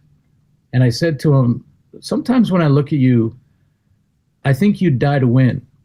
And he grabbed me around the shirt and pulled me towards him. And he said, if you don't feel the same, there's the door. And I said, what's interesting is I do feel the same. And it didn't surprise me that there was enough guys that felt that way that we won that year. So, and I'm not suggesting, I'm not handicapped to win this game. I'm just saying, when I watched Davis Alexander say that, I thought, man, do I know what that feels like. And I know it sounds silly out from, the fan looking in, but you kind of feel that way as a player. Glenn, that's an amazing story. And as usual, this is an amazing segment with you on the show. Thanks for being so generous with your time and your storytelling and your wisdom. And enjoy the weekend there. Can you make sure Dusty gets eats fed? Something like other than chicken fat? Take care of him, please. Like a vegetable or something interesting. Gentlemen, I was just talking to Dustin. We just had a little meeting earlier today. And in the middle of our meeting, his alarm clock went off and it was noon. His alarm clock was set for noon. And I said, why would you set your alarm clock for noon? He said, well, based on the nights here, that's probably when I need to be woken up. And I thought, okay, man, I love it. All right. Yeah. No, and hey, what a great year that Dustin's had. And I certainly love working with my partners. Both Rod and Dustin are outstanding, and I love working with Dustin. All right, Glenn, enjoy the weekend. We'll talk to you again. We really appreciate it. Thank you so much for your time. Anytime, guys. I appreciate it. Enjoy the weekend. It'll be a fun game. Glen Suitor, CFL on TSN on the Oil Country Towing video hotline. He's amazing. Just the perspective. Going back over the halftime shows, that story about Bobby Jurison was incredible, and just talking about his preparation for the game and being part of the broadcast. Yeah, he's become as synonymous with the CFL as anybody from a broadcast standpoint. Yeah. I mean, when you say the name Bob Cole, or for people a little older, Danny Gallivan, or here in Edmonton, I mean Rod Phillips for the longest time. I think Glenn's up there when it comes to the CFL. Well, as he said, he was on CBC first, but now TSN. But I mean, he's kind of had the same role. I wonder if how many people don't realize he played and how good he was. You know what I mean? Like, there are sometimes you just know somebody as a broadcaster, and it's like, he played, right? Glen Suitor was who I looked up to growing up. 1989 Grey Cup champ. He held, that is, if not the greatest Grey Cup game ever, one of the greatest games, 43-40, Saskatchewan over Hamilton.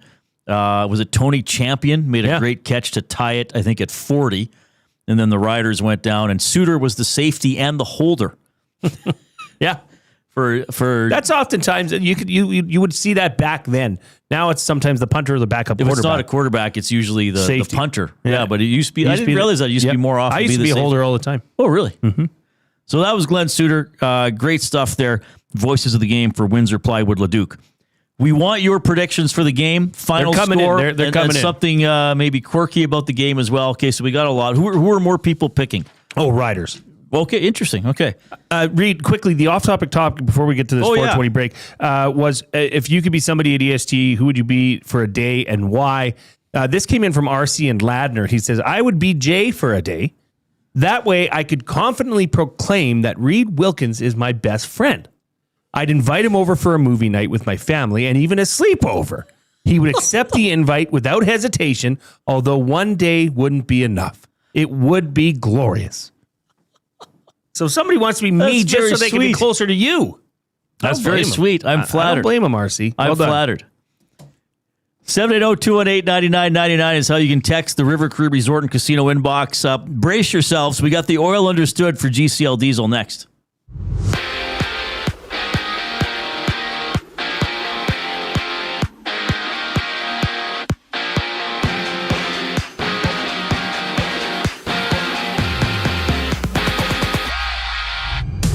The Oilers have loaned Ike Howard to the AHL with Troy Stetcher being placed on waivers. And tomorrow the Oilers and Hurricanes match up. Tom Gazzola and Ben Thompson tee up the action during the GCL Diesel Oil Stream pregame show. That goes live at 4 p.m. tomorrow, only on EST. From New Jersey, Jack Hughes is expected to miss tomorrow's game against the Capitals. He suffered a hand injury at team dinner last night. His return to play is unknown. 4 games on today's slate, 1 game wrapped up. Later on, it's the Flyers matching up with the Blues, the Islanders taking on the Mammoth, while the Canucks battle the Hurricanes. The Oil Kings are in action, taking on the Royals on the road, 7 p.m. puck drop. In CFL news, the Bombers have announced that Mike O'Shea is returning as the team's head coach for next season. NFL updates, no Dalton Kincaid for the Bills this week against the Buccaneers. He's out with a hamstring ailment. Plus, Isaiah Pacheco of the Chiefs won't play against the Broncos, battling a knee issue. On the court, there's 9 games in the association, including Portland visiting Houston. This sports update is brought to you by Advantage Sports Medicine. Connor McDavid's got a team of specialists, and you're stuck with a bag of frozen peas. Get the same locker room approach that's trusted by the best in the game. Call Advantage Sports Medicine at 780-460-9977 or visit their website at AdvantageSportMed.ca to book an appointment today. Reid and Jay dive into the Oilers next. I'm Zachary Kubish, keeping you up to date. The Nielsen Show with Lieutenant Eric. Luke Gazdic. After about 8 minutes into the second period, Rick Tocchet threw his 4th line out there. They were running around like crazy. Then Sealer hits McDavid. The whole tone of the game changed after that. The Oil had no pushback for them. And this is the Philadelphia Flyers. This isn't the Florida Panthers, right? I thought Philly took over the game. And from then on in, it was just about surviving for the Oil. The Nielsen Show with Lieutenant Eric. Weekday mornings 6 to 9. Only on Edmonton Sports Talk. Your clear choice for Edmonton sports. When you cater with Royal Pizza, you're getting the same great pizzas, pastas, and salads you love, just bigger and built for a crowd. Perfect for teams, offices, or parties, Royal Pizza's catering brings real value around $10 per person. Delicious, high quality, and easy. If you like their pastas, you'll love their catering pastas even more. Visit royalpizza.ca or contact your local store for exact pricing and details. So come on home, Royal Pizza, still making it great. At Firehouse Subs, our subs are freshly toasted, stacked high, and crafted to satisfy. Each sub is piled high with premium meats, melty cheese, and toasted to perfection. Firehouse Subs brings bold flavor to every bite, all served on a freshly toasted roll. But we're not just feeding Edmonton, we're fueling it. Dig into the brisket hat trick, piled with slow-smoked brisket and melty cheese. Or go to the Firehouse Subs fan favorite, the Hook and Ladder. Made to order with smoked turkey, honey ham, and Monterey Jack cheese on a perfectly toasted roll. With 15 Firehouse Sub locations across Edmonton and the greater area, it's easy to grab a hot and hearty sub close to home. Firehouse Subs. Hot, hearty, made to satisfy. When gambling, set a budget before you play. Stay informed and visit GameSenseAB.ca to learn how. Remember, if you gamble, use your game sense. The River Cree Resort and Casino features the best in live entertainment, including international U2 tribute band, Desire, November 14th. Performing decades of U2's greatest hits, it's Desire, November 14th at the River Cree. Tickets for this show and more at rivercreeresort.com. River Cree Resort and Casino. Excitement, bet on it. Since 1952, William Huff has been the heartbeat of Edmonton's advertising world. From humble beginnings to a citywide powerhouse, we've been the go-to for signage from print to design and installation. Partnering with Edmonton's top sports franchises and major events, we've helped shape the city's global reputation. Our secret? Unmatched customer service, decades of experience, and a passion for excellence we call the William Huff Advantage. Visit us online at williamhuff.com. Must you click? Click.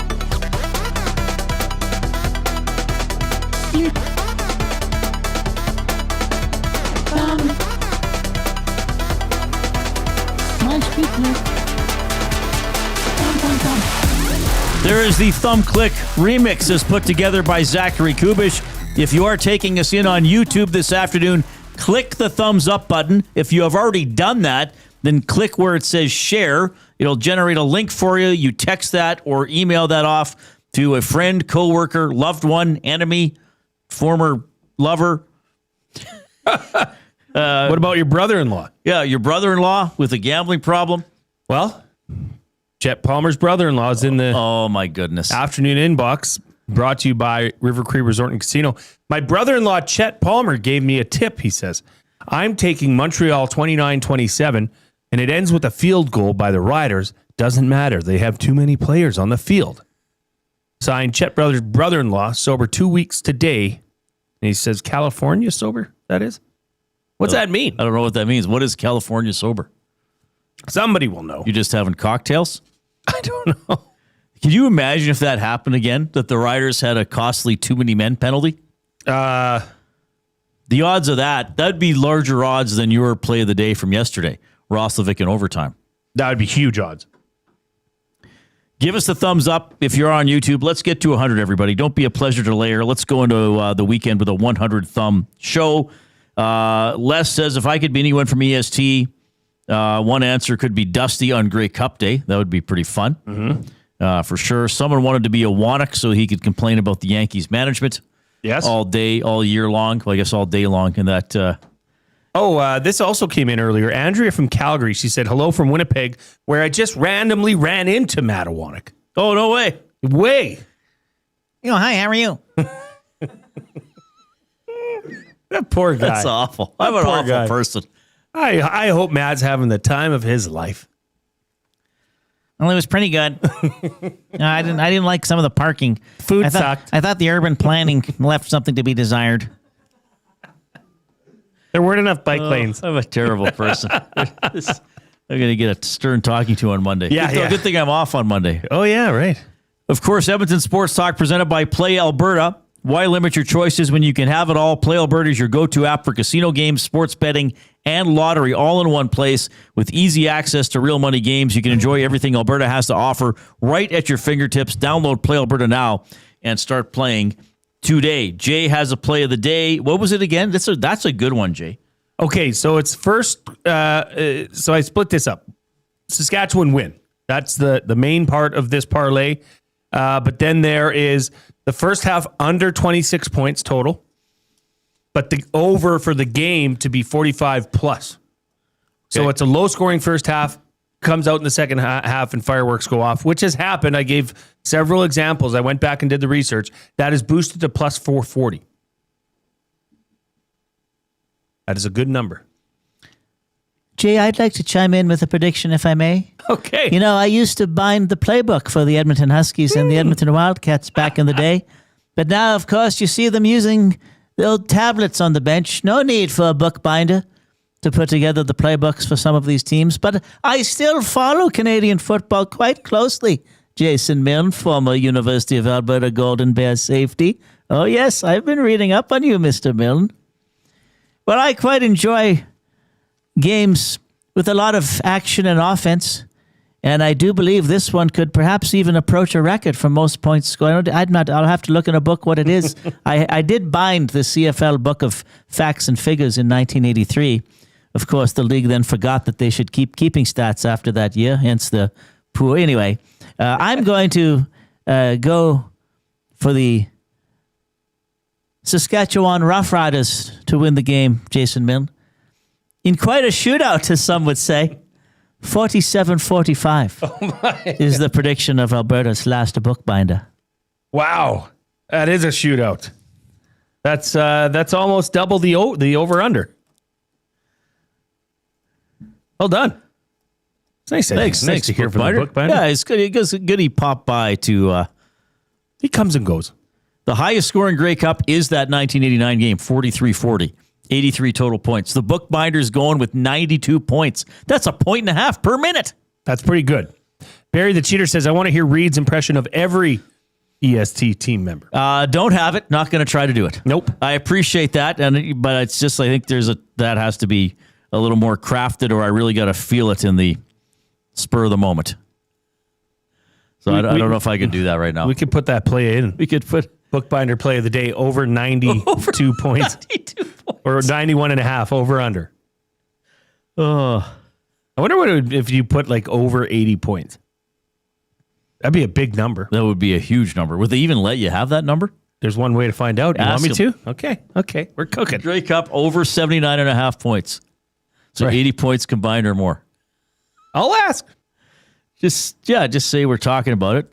Well, I guess you can say whatever you want. Reid, if they give me an answer, it's going up. It's going up. Yeah. And the bookbinder's all in. It's going to be the bookbinder play of the day. I found some money in an old jar under the sink. Okay. I was going to use it to buy you a Christmas gift, Jason Milne, but perhaps I'll put my money where my mouth is, so to speak, or where my binding hands are. What's the biggest, the highest scoring Grey Cup? 43-40, 83 points. 83. It was 1989. So I've asked for over 79.5 total points. Oh, no, sorry, 89.5. He's got 92. Oh, yeah, I better drop it down. But you can't get. I don't know what the bookbinder's got. 47, 40. I don't know. That wine I don't know cabinet. what those candles are burning. Yeah. What's fermenting in that place? Just incense, Jay. Sure. Okay. That's the California sober style. Is that what California sober is? You don't drink, but you do drugs? Yeah, specific We're not kinds. encouraging this behavior, by the way. We're not at all encouraging this behavior. Coach Mike says the Hyman edition should help, but it's still difficult to predict how the final 5 games of the road trip will go. Any thoughts? As we go into the Oil Understood for GCL Diesel, providers of the best diesel engine components around, from turbochargers to injectors, fuel pumps to sensors, they are the critical engine component experts. Proud to serve Edmonton and Northern Alberta for over 50 years, and now a partner of Edmonton Sports Talk and the Reid Wilkins Show. GCL Diesel.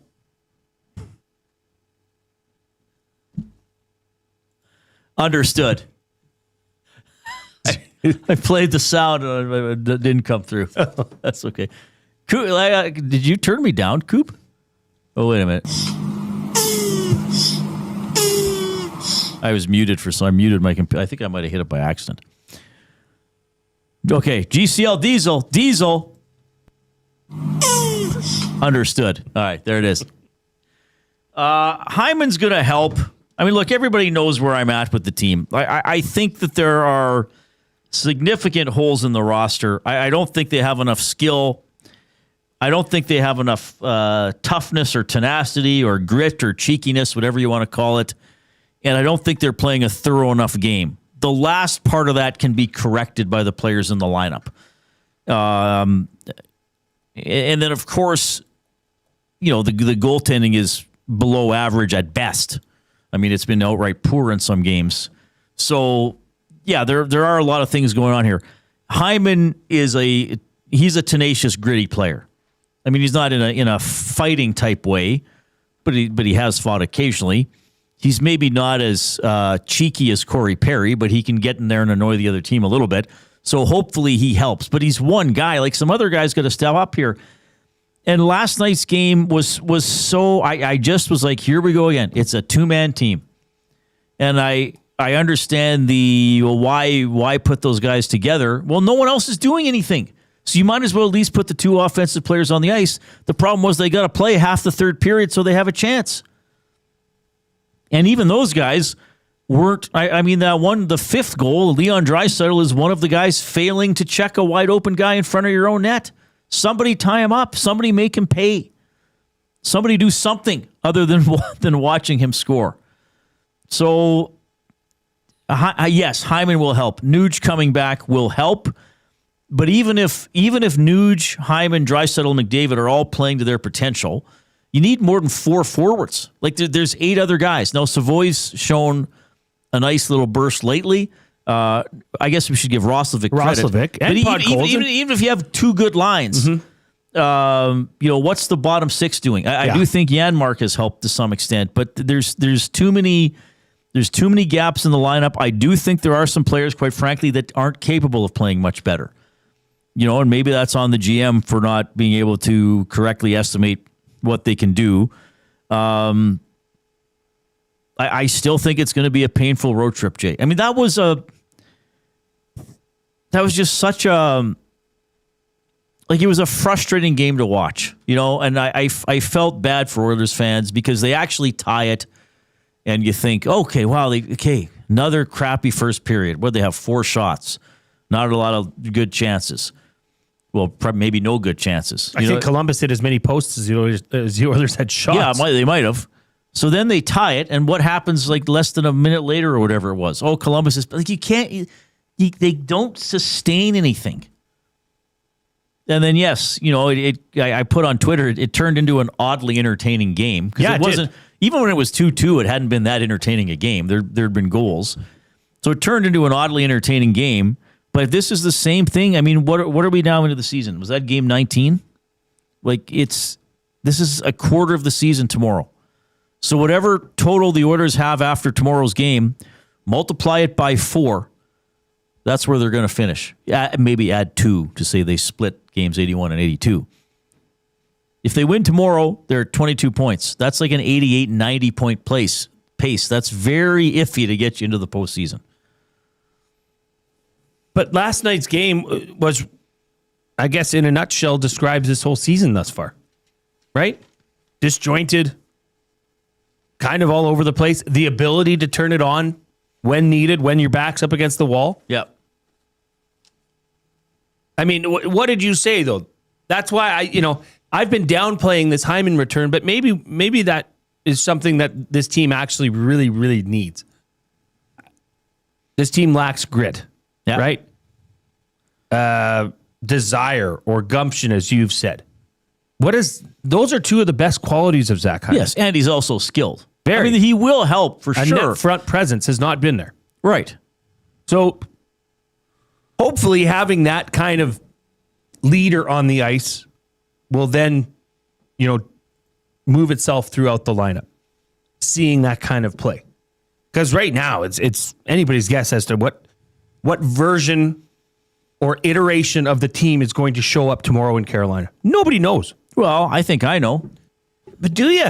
I mean, why would I think they're going to come out and play like they're on fire? That's different. Why would I believe that? That correct. You're entitled to that opinion, and you're probably right, Reid. But Oilers fans have seen some good stuff from this team, albeit not much. But that's, I think, what's they're hanging on to at this point, which is sad. But I think getting back to tell you one thing for free, that's a fact. Getting Zach Hyman back in the lineup is not a bad thing. No, of course. Right? Get Nuge back in, see when Kapanen's healthy. Maybe this, because Hyman being in, Nuge being back in, that kicks 2 more people out. And that's a problem with this team is the bottom 6, the depth. So when you're replacing those with better talent, that's a good thing, obviously. So, TBD. No, Nuge not back tomorrow, but they will eventually hopefully have all their big guys going. But yeah, it was just, I mean, it's from one standpoint, like if you didn't care who won, and you were like, wow, I got to watch McDavid and Draisaitl play half a period together. Yeah. Look what they can do. And now, and I guess if I were looking at this whole thing, it's not like Columbus was brilliant closing it out. I mean, Ekholm had 2 wide open looks. Mm-hmm. There were a couple other good shots from right in the slot that the Oilers had.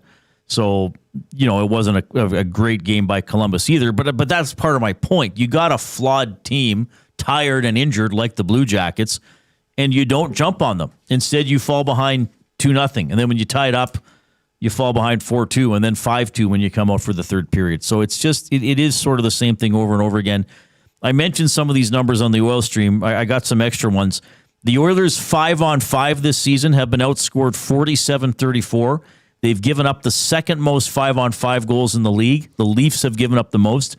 In terms of goal differential, 5-on-5, the Oilers are tied for last at -13 with Nashville and Toronto. Now, I know there's some subjectivity to this, but I went by natural stat trick. High danger chances. That's what they're called. Grade A chances, slot shots, whatever you want to call them. The Oilers have been outchanced 165-133. So that's 30. So about 2 a game. 32 over 18 games, round off a little bit. High danger goals. How about this? I think this is a reflection of both the goaltending and the Oilers' lack of finish and lack of skill with some of their guys. On high danger goals, the Oilers have been outscored 24-6. Oof. Yeah. 5-on-5. Just 5-on-5. So this doesn't count, the Roslovic breakaway in overtime or power play goals or anything like that. Now, is that more of a reflection of their lack of finish offensively? Because part of the defensive side of that, or the goaltending side of that, you could put part of that blame on the defense. Yes. Which has obviously been struggling. Yes. So is that more, I guess, an indicator that their finishing touch is not there and producing as much as I think that's part of it, yes. And then they're giving up too many. They're being outchanced. High what was danger. That again? 26-4? 24-6. 24. High danger goals. 5-on-5. Only 5-on-5. Yeesh. And 5-on-5, all goals is 47-34 for the opposition. So, what I've been saying, now their scoring is average. They've got 34 5-on-5 goals, which is tied for 14th. So you're just slightly better than the middle. But then they're second last in 5-on-5 goals against.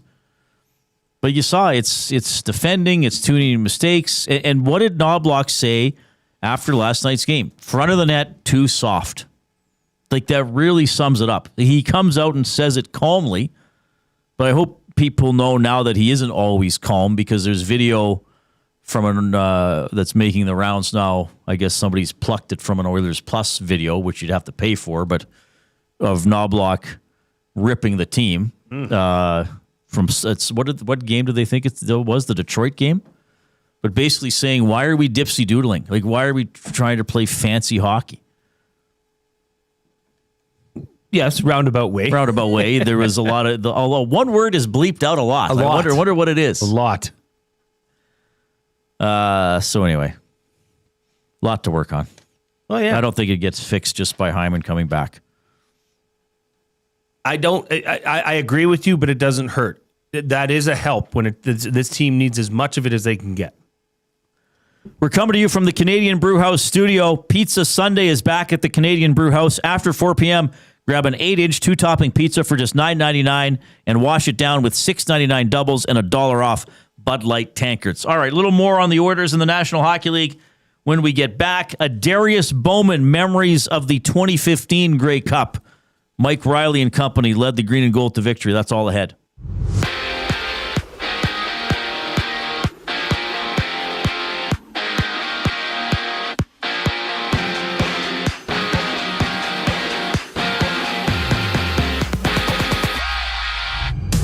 Mike Howard of the Oilers has been loaned to the Bakersfield Condors, with the team placing Troy Stecher on waivers. Edmonton hits the ice in Carolina tomorrow with Tom Gazzola and Ben Thompson previewing the game during the GCL Diesel Oil Stream pregame show. Tune in at 4 p.m. only on EST. 3 games go tonight in the NHL. Carolina hosting Vancouver. Quinn Hughes, a game-time decision for the Canucks. After that, Philly hits the ice in St. Louis, and the Islanders face the Mammoth. WHL action, the Oil Kings visit Victoria, taking on the Royals at 7 o'clock. Meanwhile, the Bombers have announced that head coach Mike O'Shea is returning for next season. He's been the bench boss in Winnipeg since 2013. And Sunday, the Grey Cup goes down between the Riders and Alouettes. Kickoff for that one is at 4 o'clock. Well, down south, Darius Slayton won't play Sunday for the Giants against the Packers. He's sidelined with a hamstring injury, plus Buffalo's Dalton Kincaid will miss the game against Tampa with a hamstring issue. In the association, the Nats and Magic tip-off. Sacramento visits Minnesota while the Clippers and Mavericks hit the court for a total of 9 games around the league. This Sports Update is brought to you by Paramount Flooring. Looking for quality flooring? Visit Paramount Flooring's spacious, family-friendly showroom, open 7 days a week. Save now on pet-friendly shock carpet with spill-proof technology. Call 780-483-1991 and mention EST for a 10% discount. The Reid Wilkins Show rolls on after the break. I'm Zachary Kubish, keeping you in the loop. The EST Hangout. Smile. When you score an NHL goal, it should be some form of elation. And that's where that too cool for school comment comes in. Is driven by is Connor McDavid scores a couple filthy goals against Columbus on Monday, and it's just... He doesn't even allow all the guys to bunch up into the group on the ice. Like, he'll just escape by all of them and give them fist pumps. The EST Hangout, presented by Sentinel Storage. Weekday mornings 9 to 11, only on Edmonton Sports Talk, your clear choice for Edmonton sports. What a ride it was. The Blue Jays have made our whole country proud. Sentinel Storage is honored to stand with Canada's team every step of the way. Thank you, Blue Jays. Sentinel Storage, official storage provider of the Toronto Blue Jays. Hockey is heating up, and so is the excitement on Play Alberta. With casino winners every hour, jackpots worth millions, and revenue that stays in the province, there's never been a better time to sign up. Right now, our listeners can score a $50 free bet when they make a minimum $50 deposit with code EST50. That's code EST50 for a $50 free bet. Start playing with your game sense today to find out if you're Alberta's next winner. Must be 18 plus to play. If you gamble, please use your game sense. EST Afternoons. Edmonton Elks defensive coordinator J.C. Sherrod. Well, when you view these two offenses, do you give an edge to one or the other? I think you flip a coin with how this game's going to play out. They're good offenses. They're great defenses. And I mean no disrespect to Mueller and Moss, but those defenses are lethal. It's going to come down to situational football, how you perform in the last 2 minutes of the game. EST Afternoons, weekday afternoons 1 to 3, only on Edmonton Sports Talk, your clear choice for Edmonton sports. Where holiday cheer meets great beer. This season, celebrate at the Canadian Brewhouse. From plated dinners and festive buffets to casual pub-style parties, we've got the perfect space for your crew. Book your holiday party today at thecanadianbrewhouse.com. The Oil Stream. Tomaszek, waiver exempt. Lazar, if you did waive him, pretty sure nobody's taking. Quite frankly, Tom, I think there's a chance Lazar could get claimed. I doubt that. Because he's a right shot center who doesn't make a lot of money. Stetcher is, now I guess if you claim a guy, he's got to be on your NHL roster for a month. I think it's possible they would get claimed. The Oil Stream, presented by Boston Pizza. Monday, Wednesday, and Friday afternoons at noon, only on Edmonton Sports Talk, your clear choice for Edmonton sports.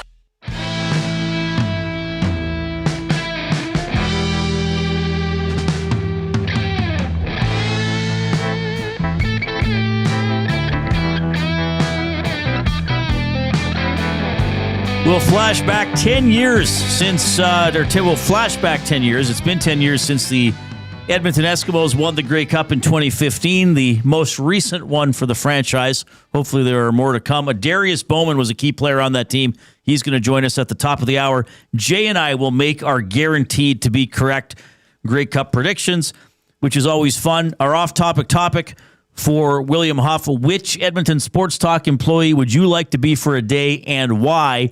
As portions of this hour are presented by Little Buckaroo Design. Since 2015, Little Buckaroo Design in New Sarepta has been saying, heck yeah! Heck yeah! We can do that. From heat press and embroidery to rhinestones, sublimation, DTF, signs, and custom decals. Decals! Michelle and her team can make it happen. Stop by the showroom, 5063 Center Ave in New Sarepta. Call 780-984-2872 or check out their website, lilbuckaroodesign.ca.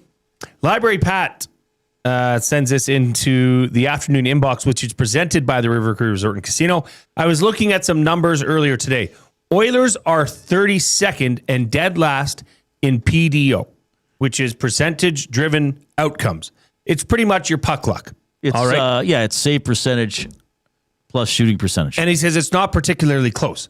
Does that give some reason for optimism? Is it likely to improve over the season? They can't shoot 7.5% the whole season, right? He says looking for a positive. Yeah, I guess you'd hope that moves a little closer to 1,000, but they have to make it happen. I don't think they can just rely on stats moving closer to the average. I mean, there are reasons that they are losing, very specific reasons, I think. But that's a good question. Duffman says the compete level will be better with Hyman back. His tenacity to retrieve pucks will be contagious. I hope so. I do too. I hope so. Or he wears down defensemen, and then maybe they hear footsteps the next time they're on the ice, something like that. But I think that is an interesting point, Reid, because I believe play like that can be contagious, especially if it's producing positive outcomes. If Hyman's in there scratching, banging, retrieving pucks, moving bodies, and scores a greasy Ryan Smith goal, that's contagious for the bench. So, I hope so. Reid, I understand where you're at with the team is probably where 90% of fans are. Is not optimistic.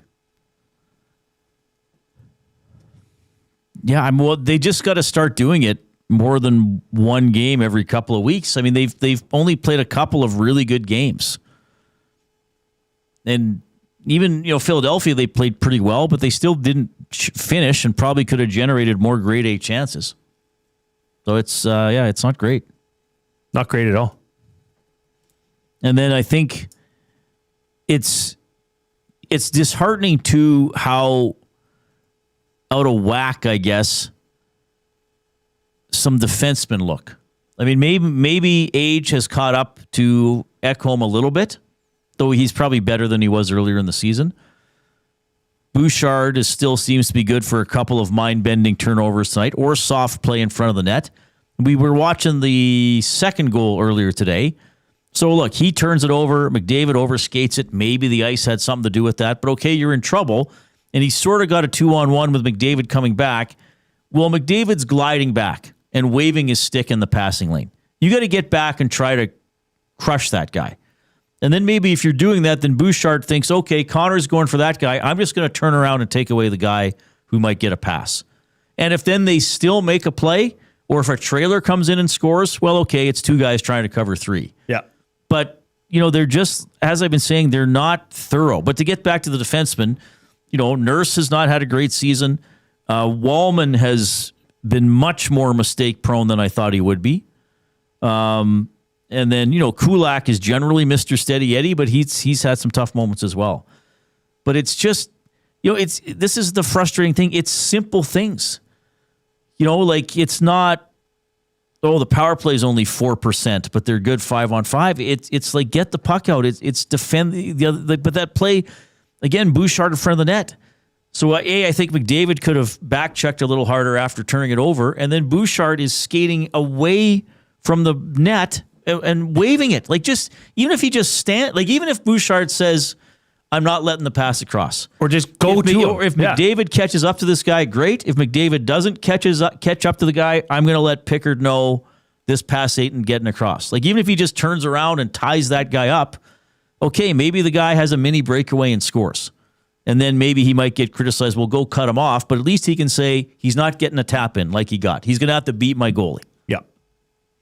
But they just don't have that mentality, and it's pretty frustrating. Well, it's hockey 101 mistakes that they're committing. Well, yeah, it pretty much is a lot of the time. Which is frustrating. I mean, that's the word of the day. Might be the word of this road trip. Hopefully not. Who would you put Hyman with tomorrow? Oh.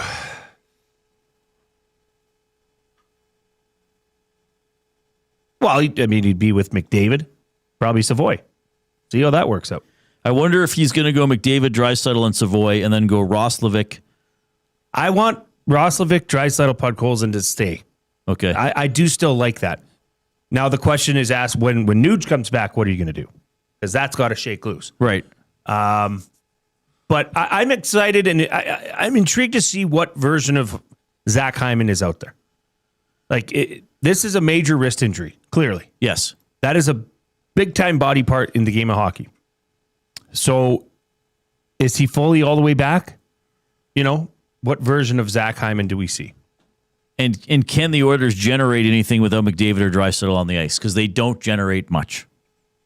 And we know those guys are great. We know they're going to get their chances and their points. But there really isn't a lot going on in the other team's end when they're not on the ice. Were you surprised at all by any of the transactions today? No. Howard going to the minors. I think we knew that was coming. Stetcher on waivers. We'll see if he gets claimed or not. Probably, I would say unlikely, but possible. But he's been passed by Emberson and Regula. I think Regula might have some potential, quite frankly. Emberson, I wish he played a sturdier game, but I still think he's younger than Stetcher. Ceiling's higher Probably for Regula. has maybe a bigger upside. Yep. Yeah. All right, it's 4:59. We got the 5 o'clock break. This portion of the show was presented by Little Buckaroo Design in New Sarepta. Adarius Bowman on the 2015 Grey Cup run by the Double E when we get back.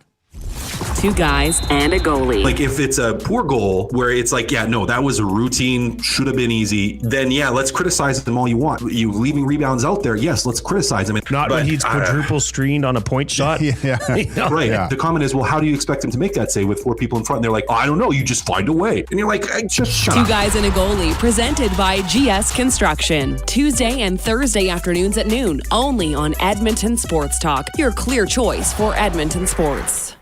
Looking for quality building materials and friendly advice? Visit us at Windsor Plywood Leduc, family owned and locally run since 1993. From interior materials for doors, flooring, baseboards, and all the finishing touches to all you need for your outdoor projects like cedar lumber for decks and fences, plus all the plywood you'd need. Our full-time on-staff carpenter can help with anything odd-sized or custom, and from domestic hardwoods to exotic selections, we've got you covered. And if we don't have it, we'll track it down for you. Windsor Plywood Leduc. We're the experts you need to know. Weiss Johnson, whoa.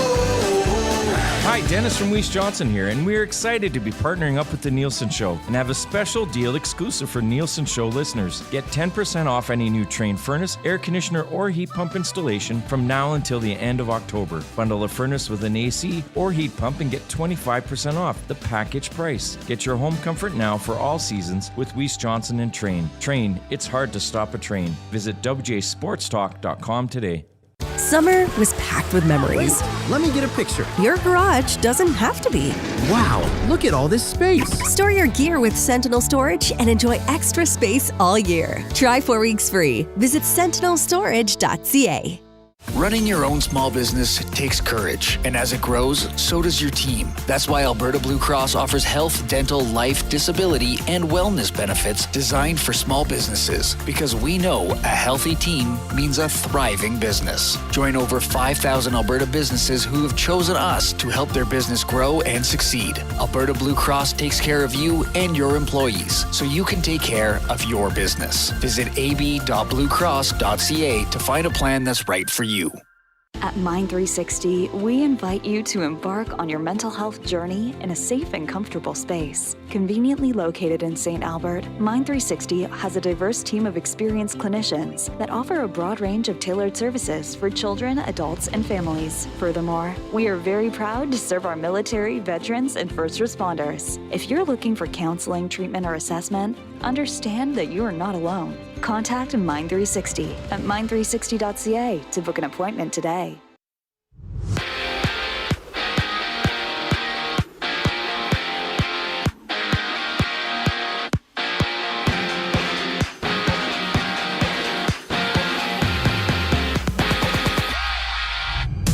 A couple of roster moves for the Oilers. Edmonton waiving Troy Stetcher. Well, Ike Howard has been loaned to the Condors. Elsewhere, Jack Hughes of the Devils is sidelined after suffering a hand injury at team dinner last night.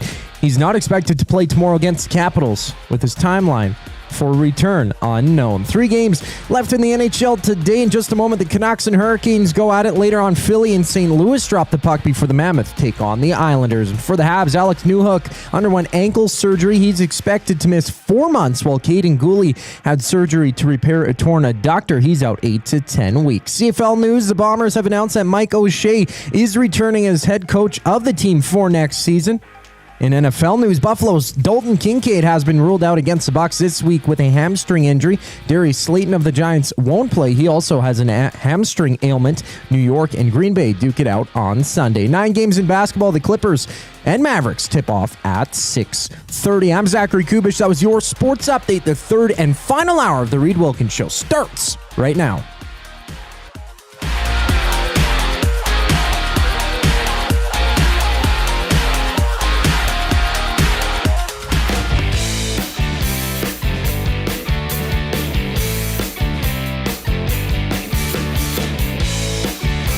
All right, appreciate you tuning in this afternoon. We're taking you into the weekend. Grey Cup, of course, on Sunday.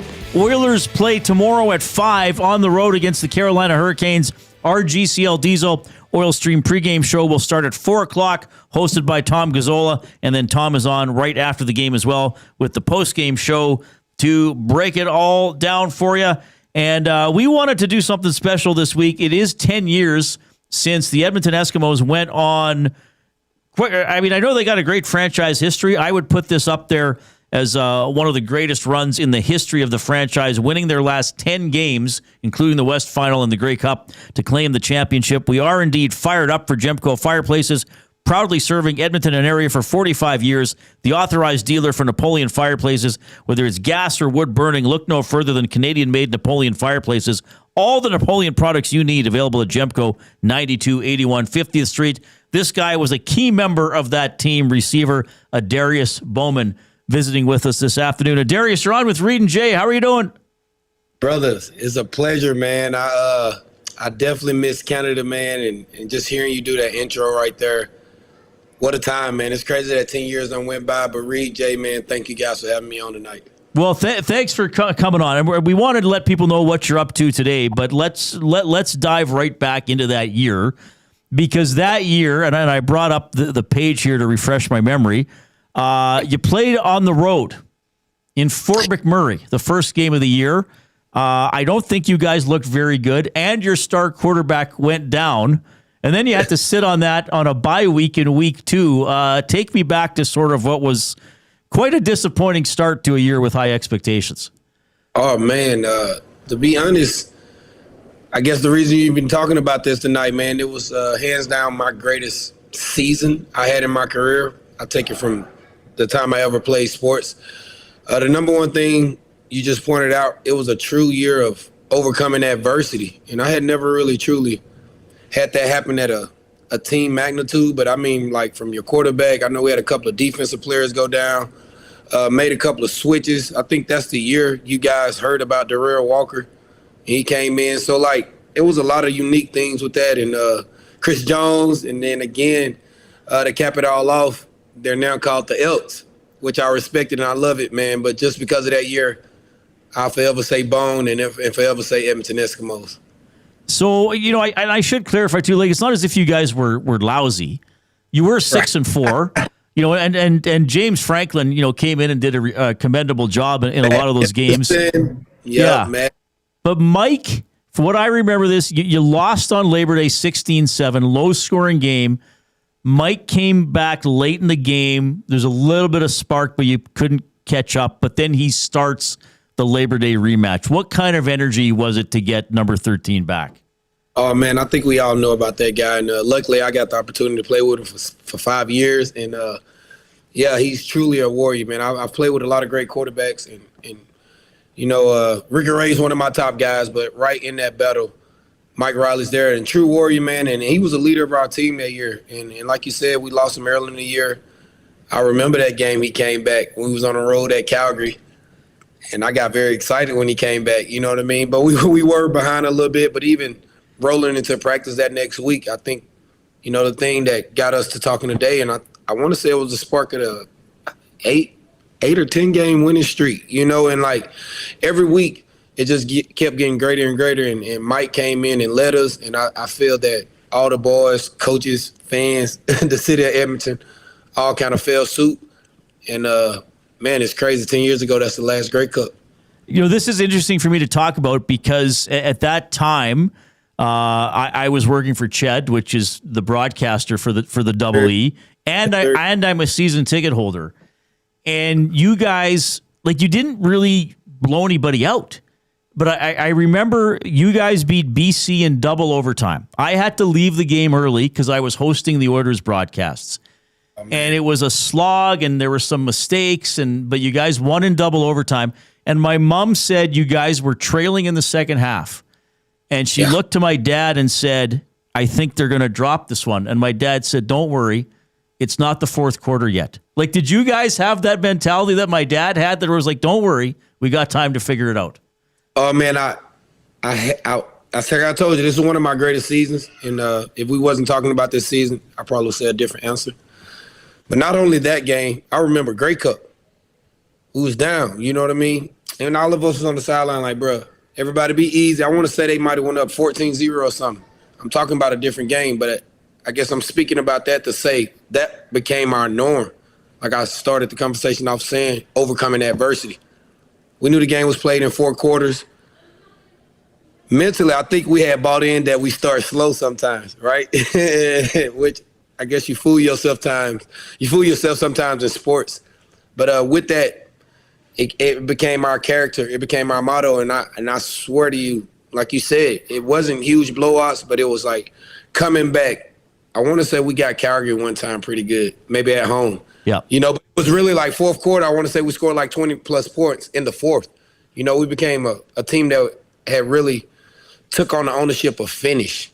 And that was something that Chris Jones and that staff that year, they always harped on from the sprints and the extra conditioning and everything we did. It was all about finish. And I can say that became our norm, being behind. But the way we just kind of stayed calm and poised, like I said, on one hand, if someone is looking at it, like your grandma probably per se, she's like, they might lose this one, but your mom per se, but they say, man, we might lose this one, but just like Pop said, it ain't the fourth quarter yet, so it was all about finishing. Okay, you mentioned the one game where you guys were pretty much in control. Oddly enough, that was the West Final. Calgary was also 14-4. You guys beat them 45-31, but it was 45-15 or 16. They got a couple garbage time touchdowns. I remember that game because it was a party in the stands. Like, I think the fans sensed we're just better. We're just better than Calgary. You pulled away. I think it was McCoyle and guys dancing on midfield after an interception. And some of you guys came into the crowd after the game. Like that West Final turned into a party for the team and the fans. I want to say that's when our Grey Cup run started, right? We started partying. The cool fact about that one, I'm trying to keep the household. So I got 4 daughters and a wife now. Glad. But this is the weekend I got my wife back in my life. And she came and watched the West Finals, and she's like, man, you guys kind of seem cocky. And I was like, baby, look, it's a fine line between cocky and confidence. This is just confidence at its max. You know what I mean? And we was a very confident team. But, yeah, I remember Lacey and the great Odell Willis, you know, mayor. He became a mayor of a couple of different places, but I know he'll always remember this 2015 Grey Cup run, man. And I want to say with some of the facts you're throwing out, we was kind of defense heavy. We was defense heavy, especially in that run before Mike got back. You know, our defense was carrying us, you know, and that was the first time I truly took the full understanding of defense win championships. You know what I mean? Offense sales ticket, we probably sold a lot that year, you know, between myself, Mike, and our whole offense we had. But our defense was the ones that kind of sealed it, and I think that's where that confidence of let's just wait till the fourth quarter always came about, because we just knew we had to make those little points when they was needed. So playing all 4 quarters was it, man. But, yeah, man, that Western Final was crazy. And, again, I want to say a lot of people thought we was cocky, but it was confidence at its finest. And I wasn't even a dancing guy, but I found that one year I caught myself getting caught up in it, you know what I mean? So, and I was right behind those guys in the stands, that game you talking about, you know. Started by Odell Willis, like, bro, we going in the stands. I'm like, I don't think we can do that. He like, we doing it. And it was done. Adarius Bowman joining us here, 2015 Grey Cup champion with the then Eskimos. Look, that was the 103rd Grey Cup, which was also in Winnipeg. This 111th version is back in Winnipeg. How does that, you know, a team that was described by some as cocky and arrogant, how does that team go through the week in Winnipeg, getting prepared for that game and trying to you know, dampen all the noise and all the distractions prior to that game? Oh man, if Winnipeg is 10 years ago, if it's 10 times greater than it was back then on the night lifestyle, it's very challenging. You know, because like you said, we became the guys that like to party. But I can say there was one week that everybody bought in. You know, I think we showed up a week early, or maybe 4 or 5 days early, and you know, it's hard, man, especially when you feel like you're rolling and doing good in that professional light. But I remember constantly, coaches didn't even have to do it. Us as players was holding each other accountable, whether it's guys, you know what I mean, spending a little extra time with each other. I remember going to the movies that trip. And so just not getting distracted by the nightlife and things like that. And really, you know, guys, we're adults now, you know, so guys may like to have drinks and do things like that, but really thinking about what you're there for to complete. And it's such a small window that you get that opportunity to get it done. Again, I played 12 years in the CFL. We talking about 2015. I only got one of them. You know what I mean? So that was one thing that I truly got to take our guys' hat off. Once that game was over, though, I think we made up for those 4 or 5 days.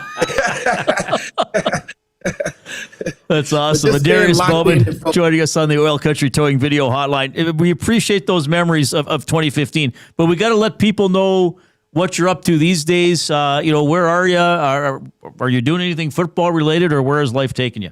Oh, man, football is my life. So, man, I'm back home in Chattanooga, Tennessee.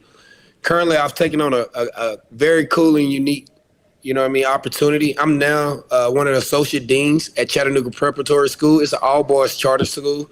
Assistant head coach, offensive coordinator. We made the first round of playoffs. I had my running backs going up for Mr. Football. So the past 4 or 5 years I've been doing coaching. I was with Knoxville Catholic, then Baylor. Now I'm here as an associate dean, head coach. Again, I said football is my life. And I just love working with future athletes and the youth as a whole. And so just being a model and a figure for our youth is my thing right now. But ultimately, man, I'm trying to get myself in the college window, probably coaching. And hopefully one day I'm back up in the CFL, because I can tell you now, I take some of the football, some of the CFL style ball and kind of mix it with my U.S. offensive, you know what I mean, concepts. Like some coaches and some kids are like, where'd you get this from? It's straight CFL, man. You know what I mean? So the pick routes, you know, without the motions, and even some of the cool motions we're able to do, you know, just kind of implement it over here. And I've been really enjoying it, man. I wanted to ask you about something that came out today. The commissioner of the CFL, Stuart Johnston, had some news that he broke this morning. And one of the major, I guess, notes was that the CFL is going to bring in season-long fantasy football. Now, you deal with young men. I mean, you probably play fantasy yourself. I do. Reid does. The Coob does. Yes. We all do. Adarius, how much do you think that is a necessity for the CFL moving forward to try and attract that younger crowd? Oh, man, like I say, we're at a different time. We 10 years, you know what I mean, past what we used to think, man. And you got to roll with it from recruitment and everything in the football light. But from a marketing and a business standpoint, I think it's essential. You need it, you know what I mean? So, you know, whether it's, you know, just for fun or betting or whatever, you know, you figure out the proper way of presenting that. But I think it's something that's part of the game now. And you know, you can do a lot of cool things, and it definitely bring more, if not views, attraction, and everything to the game. So myself at the professional level, you know, I think it's something that definitely needs to be highlighted in your organization. Adarius, this was great to catch up with you. Thanks for your memories. A lot of positive comments, or just fans saying hi and wishing you well in our chat and on our text line for River Cree Resort and Casino. Quickly, you're in Tennessee. The game's on there. How are you going to get the game? This is great. I'm straight on the web, man. You know what I mean? Okay. It's so easy. I'm still subscribed to TSN, man. So we always in there. So I just because of my schedule, I don't get a lot of opportunity to just sit and watch, man. I got the 4 daughters. They play some flag football this year. I ended up being their coach, but it was cool, man. I loved it. And so I'm a highlight guy. So TSN CFL saves my life at times, man. So I stay logged in. Adarius, thank you so much for your time. All the best. We really appreciate you having on coming on the show. I miss y'all face, man. Y'all boys look the same, man. What are you doing up there? Is it the Timmy Hortons? I'm in good shape. Yeah, it's all the donuts, baby. Appreciate it, fellas, man. Enjoy the rest of this year. I hope you guys stay warm. It was 78 here today, so we're hanging out here, man. Oh, yeah. Poor guy. All right. Take care, sir. Fellas. See ya. Yes, sir. Adarius Bowman on the Oil Country Towing video hotline. Yeah, he always had that great personality when he played. Still has that. Really good memories of 2015. That was an amazing run. Like they just could not. I'm just going to read their scores from the.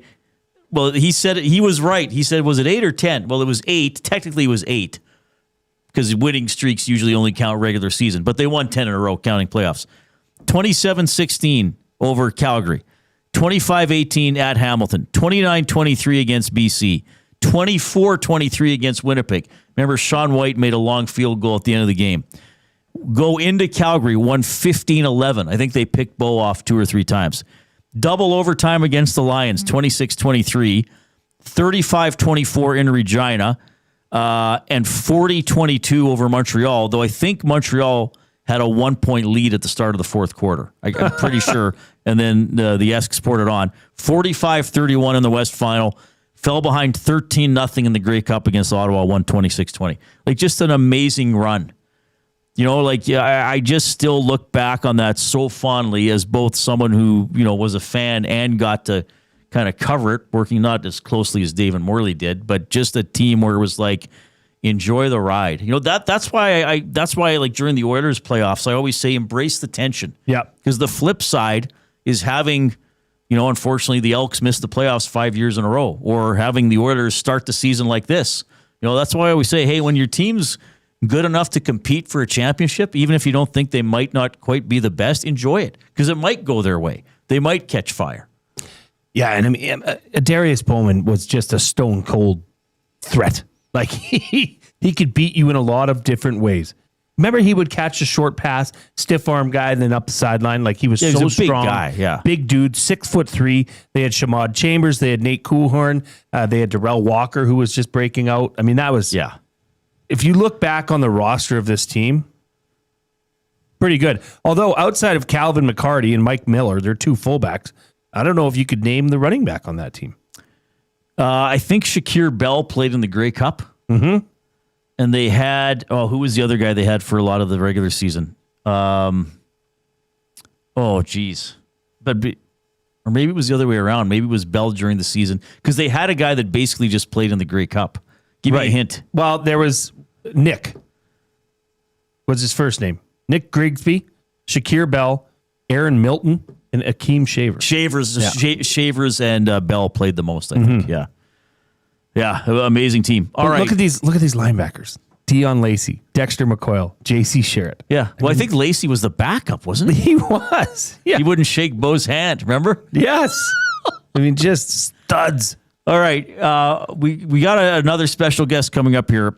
We said we would do it after Adarius. Are guaranteed to be correct Grey Cup predictions. Okay? Who wants to go first? Me.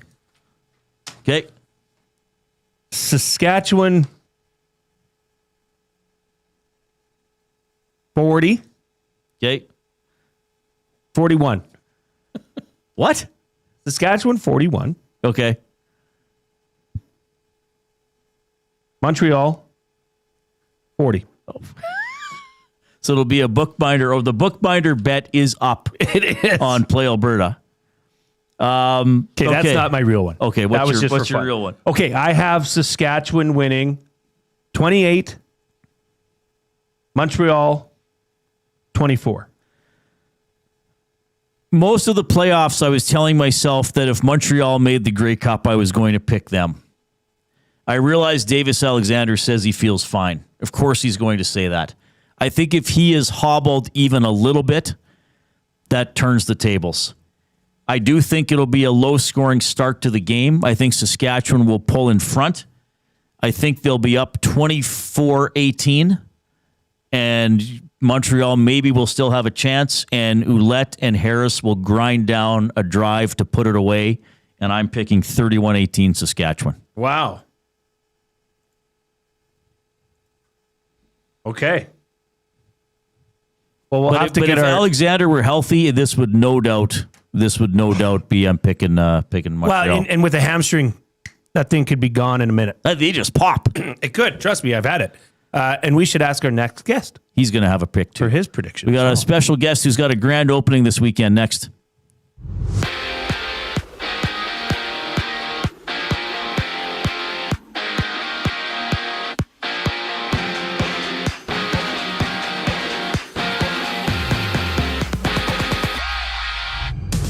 The Oilers have loaned Ike Howard to the AHL while placing Troy Stecher on waivers. The Oilers and Hurricanes meet tomorrow. Tom Gazzola, Ben Thompson tee up the game during the GCL Diesel Oil Stream pregame show that goes live at 4 p.m. tomorrow right here on EST. And one game is live right now. The Hurricanes up 2-1 over the Canucks about 7 minutes into play. Andrei Svechnikov with both goals for Carolina. After that, the Flyers match up with the Blues and the Islanders take on the Mammoth. Well, from New Jersey, Jack Hughes is expected to miss tomorrow's game against the Capitals. He suffered a hand injury at team dinner last night. His return to play is unknown. And in the CFL, the Bombers have announced that Mike O'Shea is returning as the team's head coach for next season. In the NBA, there's 2 games underway. It's the Heat down by 1 point, 13-12 to the Knicks. About 6.5 minutes left in the opening quarter, while midway through the first quarter, the Nets and Magic are tied at 17 aside. Wayne from Wayne's Sports Cards checks in on the other side of the break. I'm Zachary Kubish, keeping you up to date. Hockey is heating up, and so is the excitement on Play Alberta. With casino winners every hour, jackpots worth millions, and revenue that stays in the province, there's never been a better time to sign up. Right now, our listeners can score a $50 free bet when they make a minimum $50 deposit with code EST50. That's code EST50 for a $50 free bet. Start playing with your game sense today to find out if you're Alberta's next winner. Must be 18 plus to play. If you gamble, please use your game sense.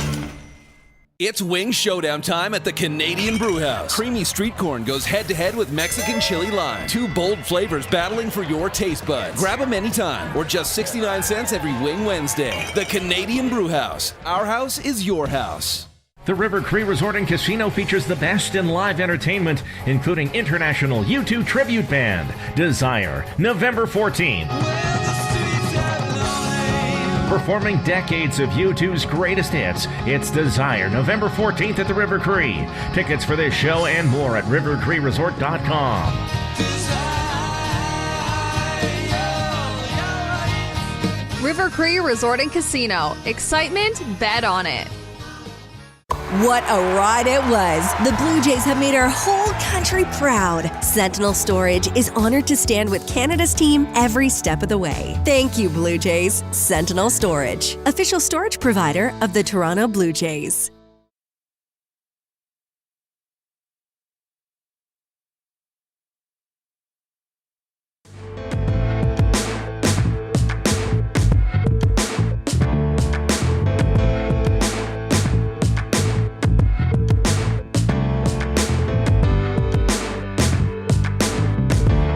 All right, good to have you joining us this afternoon. Great interview with Adarius Bowman, reflecting on the Edmonton run to the 2015 Grey Cup.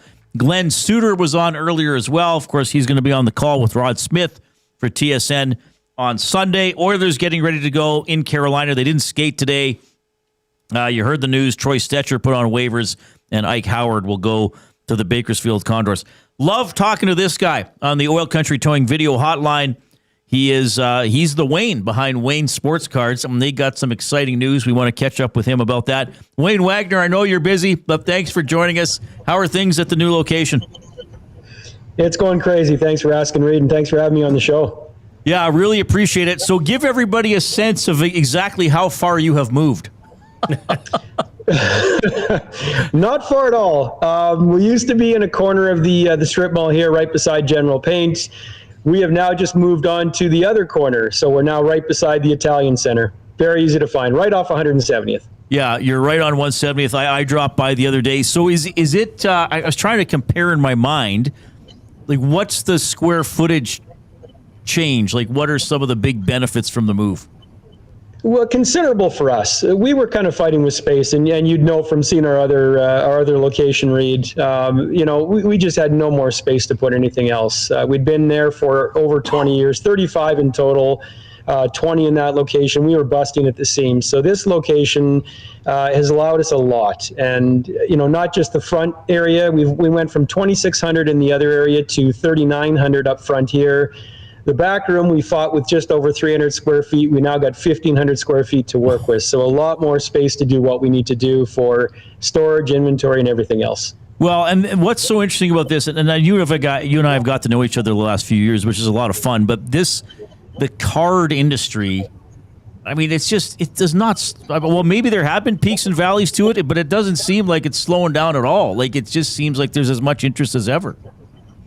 Yeah, it's been crazy. The last, I think you can go all the way back to 05-06. Crosby and Ovechkin really put cards back on the map. And there were some, times in between where it wasn't great, but, fast forward to 15-16, McDavid came in the league, and 16-17, Matthews came in the league. So we've been blessed with some great hockey players. And as soon as COVID hit, and everybody had nothing to do, and we've talked about this so many different times, but it really gave people a reason to go back and investigate their collections, whether it be comics, cards, whatever it is. And since that point in time, I mean, there's just been no slowing down in the trading card market. So how hot are the rookie cards for Celebrini and Bedard, maybe compared to, well, I guess McDavid, Matthews were maybe sort of together, and then you mentioned Crosby, Ovechkin sort of being in that same era. Is there a reasonable comparison to be made there? Huge, yeah. I mean, I'll say it this way. When you have a player from your team that is the number one rookie in the league, it's going to be huge. It's going to be massive. So no different than Austin Matthews in Toronto. In 16-17, I can imagine that they couldn't keep product in stock. We were the same way in 15-16 with McDavid. But it's really the flavor of the year, I'll call it. When you get guys like Celebrini or Bedard or players like that, when they perform at the level they're performing right now, and you can even throw Leo Carlsson in there. We weren't having many people ask for him, but all of a sudden now he's on the map as well. So when you get players performing the way they are performing, everybody wants their cards. And yes, that is one of the products that is selling extremely well, which is the Upper Deck Series 2 from 24/5, which does have Celebrini rookie in it. Okay. I'm going to throw one at you. I don't know if you and I have ever talked about this specific topic before, because I don't even know what the licensing rules or things are like that. Are there going to be Olympic hockey player hockey cards? And if so, will those be something that could have value in a few years? That's a great question. I honestly don't know if there's a specific set coming out for that. A lot of times we'll get pictures of players in their Team Canada uniforms inserted into other products. That happens quite a bit. I don't know if there's going to be a designated product just for that from Upper Deck. That'd be a great question to ask them. Does that pertain to value for rookie cards? No. But it does add value, especially for player collectors. Anybody wanting Connor in that new jersey that we're seeing come out? Yeah, absolutely. There is going to be some value behind those cards for sure. Okay. Well, I love going to your store. I was just there a couple of days ago, and I said, I got to get Jay something. And you were like, well, give me a sense of... And I said, well, Canada West 2002, maybe Jay would have a pack with his card in it. But I don't think they've ever put out a Canada West football set that I know of. That's about the only... Not that I know. But the only thing that we're... But I gotta... I want you to plug the grand opening, but the fun thing about going to Wayne Sports Cards is, you got sports cards in the title, but I was there looking at comics, looking at Lego, looking at storage solutions. You're pretty diverse there in what you offer people. Yeah, and it's what we tried to do. It's about diversification in today's, I'll say anything that you do, especially in retail. You want to make sure you have a choice for people when they come in, not just pigeonholing yourself to selling one product. So we expanded quite a bit. And yes, Lego is huge for us. Comics are big for us. Autographed memorabilia. We carry the gaming stuff, Pokemon, Magic, Yu-Gi-Oh! We carry that. We've kind of branched out, and that's what this space has allowed us to do, is expand on every one of those areas. And we're excited. Our grand opening is tomorrow, grand reopening. We kind of delayed it to get our feet, kind of planted here with our new move. It took us quite some time. We're looking forward to that. We got lots going on. We have door prizes going on. We'll have a cake. We're going to have a ribbon cutting ceremony. We've got a very special guest, a young fellow by the name of Everett, who has been going through some very tough times, some life battles, and he's going to be here as our very first honorary store manager. And we managed to hook up with Upper Deck and get a card made for him, which is really cool. So he'll be here, handing out his cards, being the store manager. It'll be the first time in 35 years I'll be bossed around and being told what to do, which will be a change for me. So this will be kind of fun. But we're really looking forward to the day. Lots happening, lots going on, and like I said, very excited to have Everett here, giving his cards away and being our honorary store manager. Okay, well, and what time tomorrow can people come by? 11 o'clock we open. That'll be the ribbon cutting ceremony at 11 o'clock, and we'll be here from 11 till 5. I don't know how long the cards will last. I won't say it's limited, but depending on what response we get for his cards, and I think we've kind of got it in the background here somewhere. It's out of picture, but we've kind of got a blow up of the card. So depends on what response we get for the day. We're hoping to have it for a little while anyway. Mike, the Michigan fan, is in our chat. He wants maize and blue. He wants. I'm sure, Mike, there's some Michigan cards there. So I think you could drop by Wayne's and he'll find some for you. All right, we love having you. We really appreciate the relationship that you have with Edmonton Sports Talk. So Wayne Sports Cards tomorrow, 170th Street, 90th Avenue, right by the Italian Center. That might be an easier way for people to remember. Or any day you want to go. What's the website again?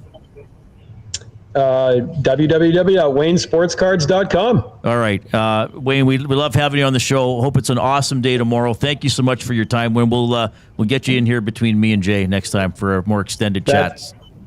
That sounds fantastic. Really appreciate you guys having me on the show, and love the show, guys. Right on. Wayne Wagner checking in from Wayne Sports Cards. We had that topic a couple weeks ago. What's a store you could just go in and browse for hours? Yeah. That'd be right up there for me. Oh, yeah. Because it's like you could walk through it again. Oh, I missed it. Oh, I didn't see it. Oh, they got this.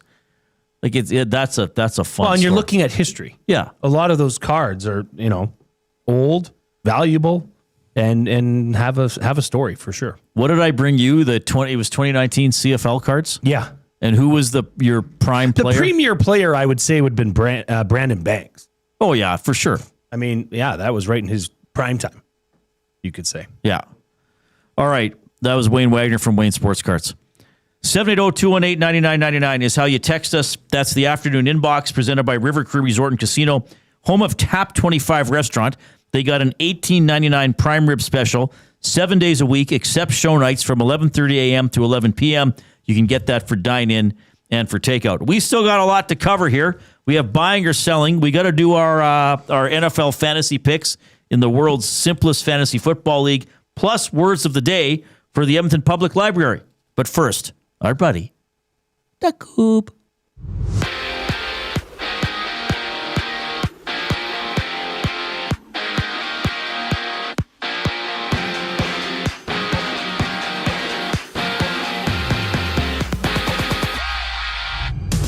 Ike Howard of the Oilers has been loaned to the Bakersfield Condors, with the team placing Troy Stecher on waiver. Edmonton hits the ice tomorrow in Carolina, with Tom Gazzola, Ben Thompson previewing the game during the GCL Diesel Oil Stream pregame show. Tune in at 4 p.m.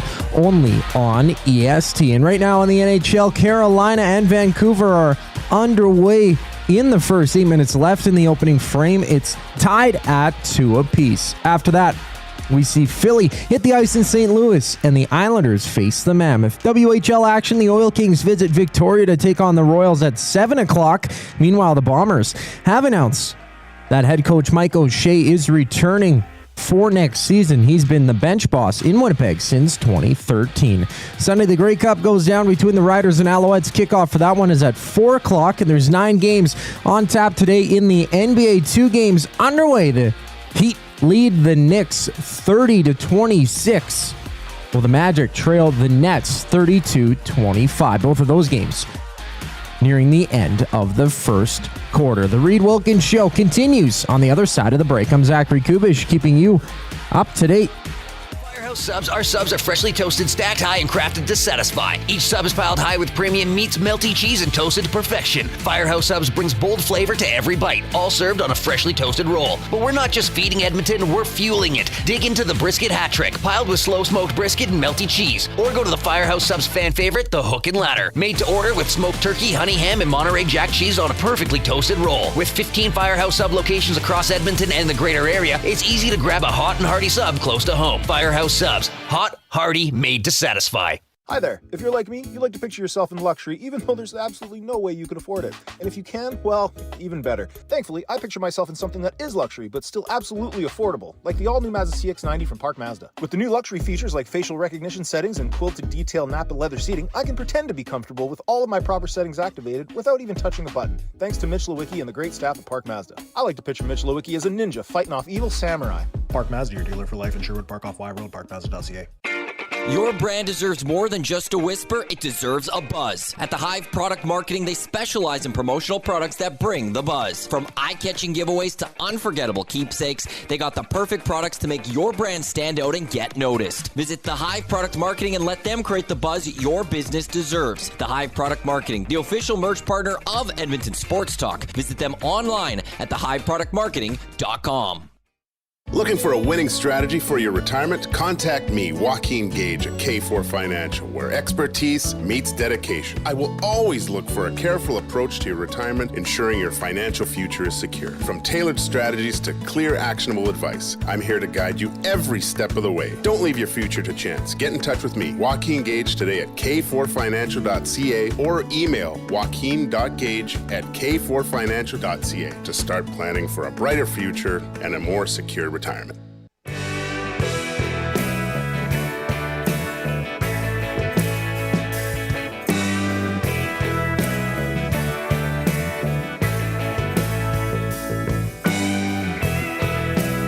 Into the weekend we go on Edmonton Sports Talk, presented by Play Alberta. Experience all the excitement of the casino in the palm of your hand. Download the Play Alberta app today and deposit $50 using the Edmonton Sports Talk exclusive promo code EST Casino for a $50 casino bonus. Sprinkle on me, the bookbinder of Alberta. Thanks to you, Jason Milne, I, for the first time ever, have the life accomplishment of a wager on Play Alberta. You're welcome, Mr. Bookbinder. I'd do anything for you. So what would you win if you bet $1 on the bookbinder on what he said? $25. It's not bad. That's not bad. It's a decent return. Yes. But it has to be 80 total points in the game. Yes. Could happen. Could happen. I mean, it could. The bookbinder joining us, of course, in the Canadian Brewhouse studio. Pizza Sunday back at the Canadian Brewhouse. That's in a couple days. After 4 p.m., grab an 8-inch two-topping pizza for just $9.99. Wash it down with $6.99 doubles and $1 off Bud Light tankards. Okay. We got to do you want to do the draft now? Oh, we have to. Okay. We got to make it buying or selling. So the world's, it's going to be part of buying or selling? Sure. Yeah, that's fine. Buying or selling presented by Damon Bunting, a consistent top-producing realtor in the greater Edmonton area for over 18 years. He and his team would love to help you find that right home or make the move from your current home. Community-driven, he understands what it takes to make a difference in our city. Check him out, DamonBunting.com, Instagram handle, Damon Bunting Real Estate. And, of course, we're using the D100 to determine who picks first and fourth. So if it's 1 to 50, you go first and fourth. If it's 51 to 100, I go first and fourth. 67. So I'm going to pick first and fourth. Now, this is interesting. Well, it's can I interesting to just us. say that somebody threw out my sheet that I've been organizing my picks from? So you're going to have, I know you keep track. Okay, I'll have to email it to you. You'll have to let me know if I've already picked this quarterback. Yeah, I'll look. Now, here's the thing for me. Okay, first of all, I've crawled back in it. You were up 11-7. I got both points last week. Yes. So just remind everybody, we went to set up the world's simplest fantasy draft. So each week we draft a quarterback and a kicker. Quarterback is total touchdowns, passing or throwing, provided by that quarterback. For the kicker, it's the total length of made field goals. So we had the Thursday night last week, Knicks against Geno. I won 1-0 in that category to get the point. And then my kicker was Schmidt, SZMYT, out of Cleveland. And you had McLaughlin. Is he Tampa? Yes. And I won that one 74-36 for yardage. So I got the point for that one as well. So for the season, after 10 weeks, 2 points per week, you're up 11-9. Now, I'm going to do something different this week. I'm going to take my kicker first because I'm going to take a quarterback that you've already taken. So I'm going to take Santos from Chicago. Oh, okay. Well, then I'll take my kicker first. You know what they say about the mile-high air? It's thin. Yes. So I'm going to take Kansas City Chiefs kicker Harrison Butker. Okay, and you have not taken him. I don't believe I Nor have I taken him, actually. Okay. Well, you were afraid I was going to take him. I was. I thought, oh my gosh, he's doing it. And for my quarterback, I'm going to take Brock Purdy. Have I taken him? You have not taken him. Sorry, I was just neither one of us have taken him. Okay, I'm going to take Brock Purdy. They are that's a division game against the Cardinals.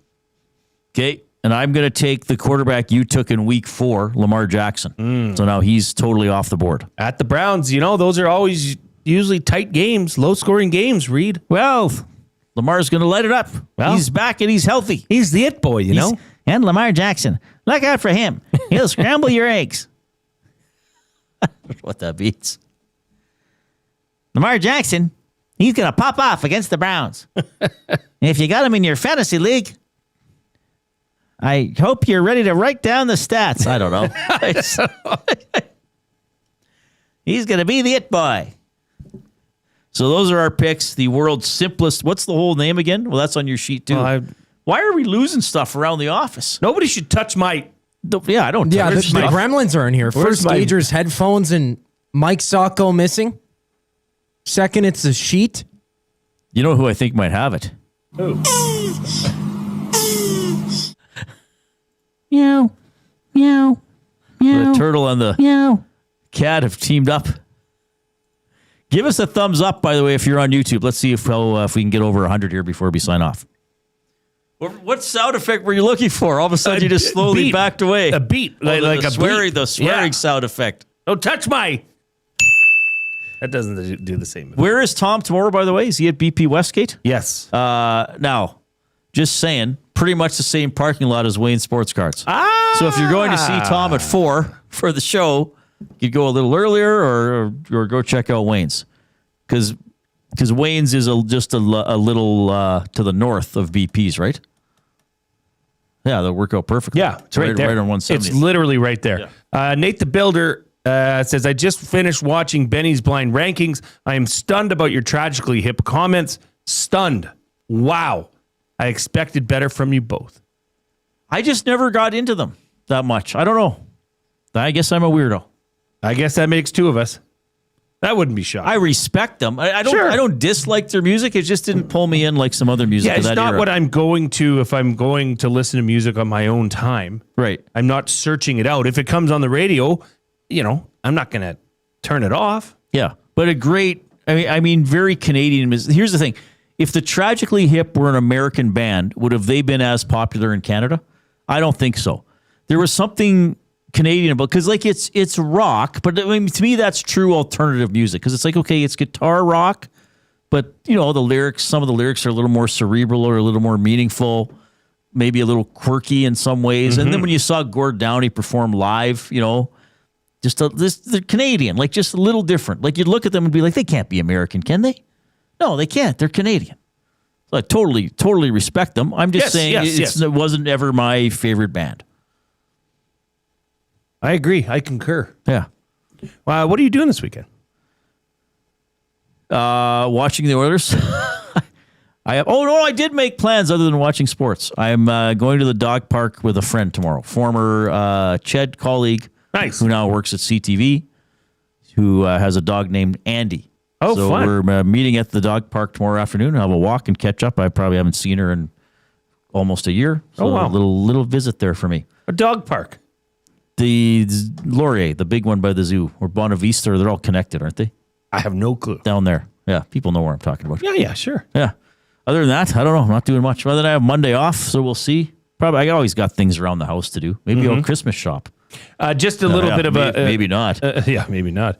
Programming note, as Reid mentioned, he is off Monday. Now, Monday is going to be an interesting show. It'll be myself from 3 to 4, and then it'll be the GCL Diesel pregame show with Tom and Benny. And then from 5 to 6, one of your favorite guests, Jed Roberts, is going to join me in studio and we're going to be talking all things Grey Cup. We're going to get into the weeds with the Grey Cup, and we'll keep you up to date on the Oilers game as well. Yeah, he'll be a great guy to break down the Grey Cup. Probably one of the so best. many little details and specific plays that are going to be interesting. So I had 31-18 Sask. What was your score again?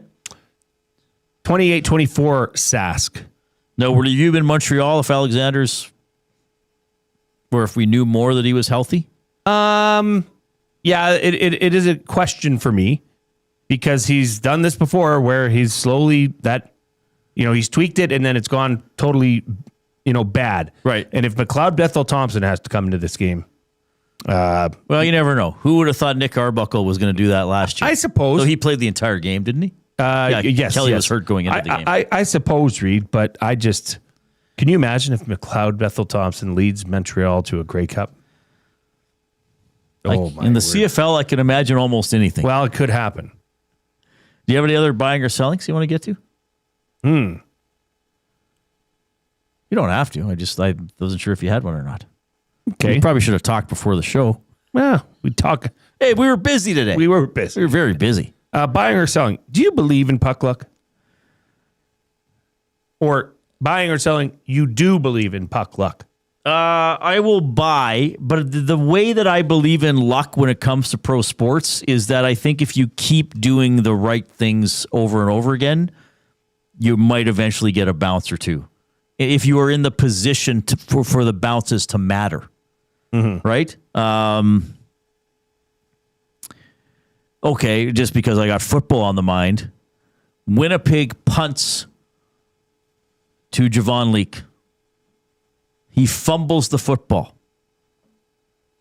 It is scooped up by who got that one for the Elks? I can't remember.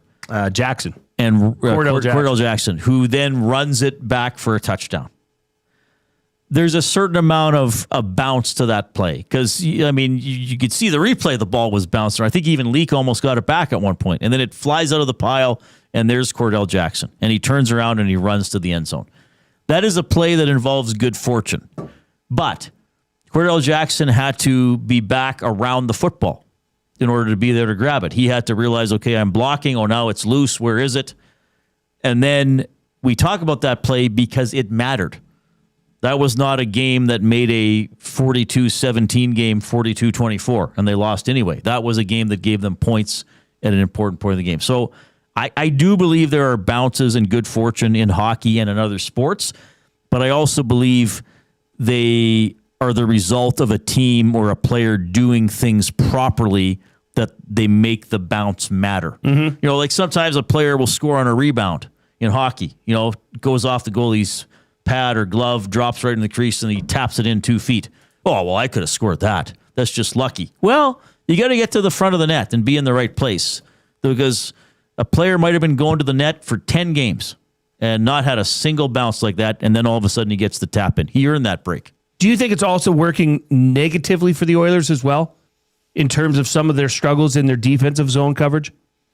No, because I think they're not doing the proper things. You just don't think that the luck is involved at all. Proper things. No. Yeah, I know. All right, let's do Words of the Day presented by Edmonton Public Library. They got their Cooking for a Cause program that allows private groups of up to 36 people to have an interactive cooking experience with a chef in the kitchen at the Stanley A. Milner Library. Visit EPL. Yeah, there's a chef just walked in. It's the Swedish chef. EPL.ca. We have a weird mind. That we both went to the Swedish chef. That's funny. Maybe it's because you just had some Swedish, what were they, fish? What were the gummies? Oh, you brought me little candies. I don't know what they are. I just ate them. You could have drugged me. Hey, Reid, eat these. They are gummies. Gee, these candies smell like chloroform. The word of the day. I hear him coming now. Reid and Jay. Oh, I'm sorry. Did I break your concentration? What do they got to say? Say what again? Say what again? I dare you. Let's find out. English, do you speak How are these candies going to make me feel? You know what I'm saying. Okay. Poor Coob. Well, because the turtle noises you're doing. Yeah. First word of the day. Acedia. Acedia. I don't know what this means. I'm just going to go with the first thing that came into my head. And you always say, keep it simple. ACIDIA. Acedia. So much for that, everybody. Acedia. Acedia. Oh, really? So I actually wasn't too close off. You could see why I went with the I there, though. Acedia. Yeah, I can. I do not know what this means. For some reason, it makes me think of a tree, but I don't know why. Trees can be acedia to some. Is this something that is large and frightening? I don't know. Medieval monks referred to the feeling that boredom provoked as acedia and attempted to pray it away. It's the feeling of boredom? the sentence was the definition. Yes. I didn't even have to think. No, you didn't. So acedia is a feeling is when you feel bored. Boredom. Apathy. Yes. Boredom or apathy. Okay. So I got 0.5 out of 2? Yeah, I guess so. Because I didn't spell it right. Second word of the day. Does it always involve monks? Well, they are quite boring. What? Well, that could be considered discriminatory and inflammatory. What do you mean? They live a simple monks life. They are pretty boring. Hey, Joe. Poke. Why is he not talking? He can't. They're not allowed to talk, Reid. Oh. Okay, I'm just going to put This some guy's pretzels. not even talking back to me. I'm just going to put some pretzels here, okay? Game's on. Speaking of pretzels, my mother-in-law made some Christmas pretzels yesterday. Not for the Grey Cup? Well, they won't be there by then. They were, the little pretzels, like you get in a bag, eat pretzels. Oh, she makes those? But she smushed a Rolo in between them. Oh, that and sounds baked good. them a bit and sprinkled, that sounds coarse salt. Okay. Second word of the day, quixotic. Quixotic. I think it's pronounced chaotic. No. Are you sure? I thought it was pronounced chaotic. Quixotic. And this is someone who might be confusing or contradictory.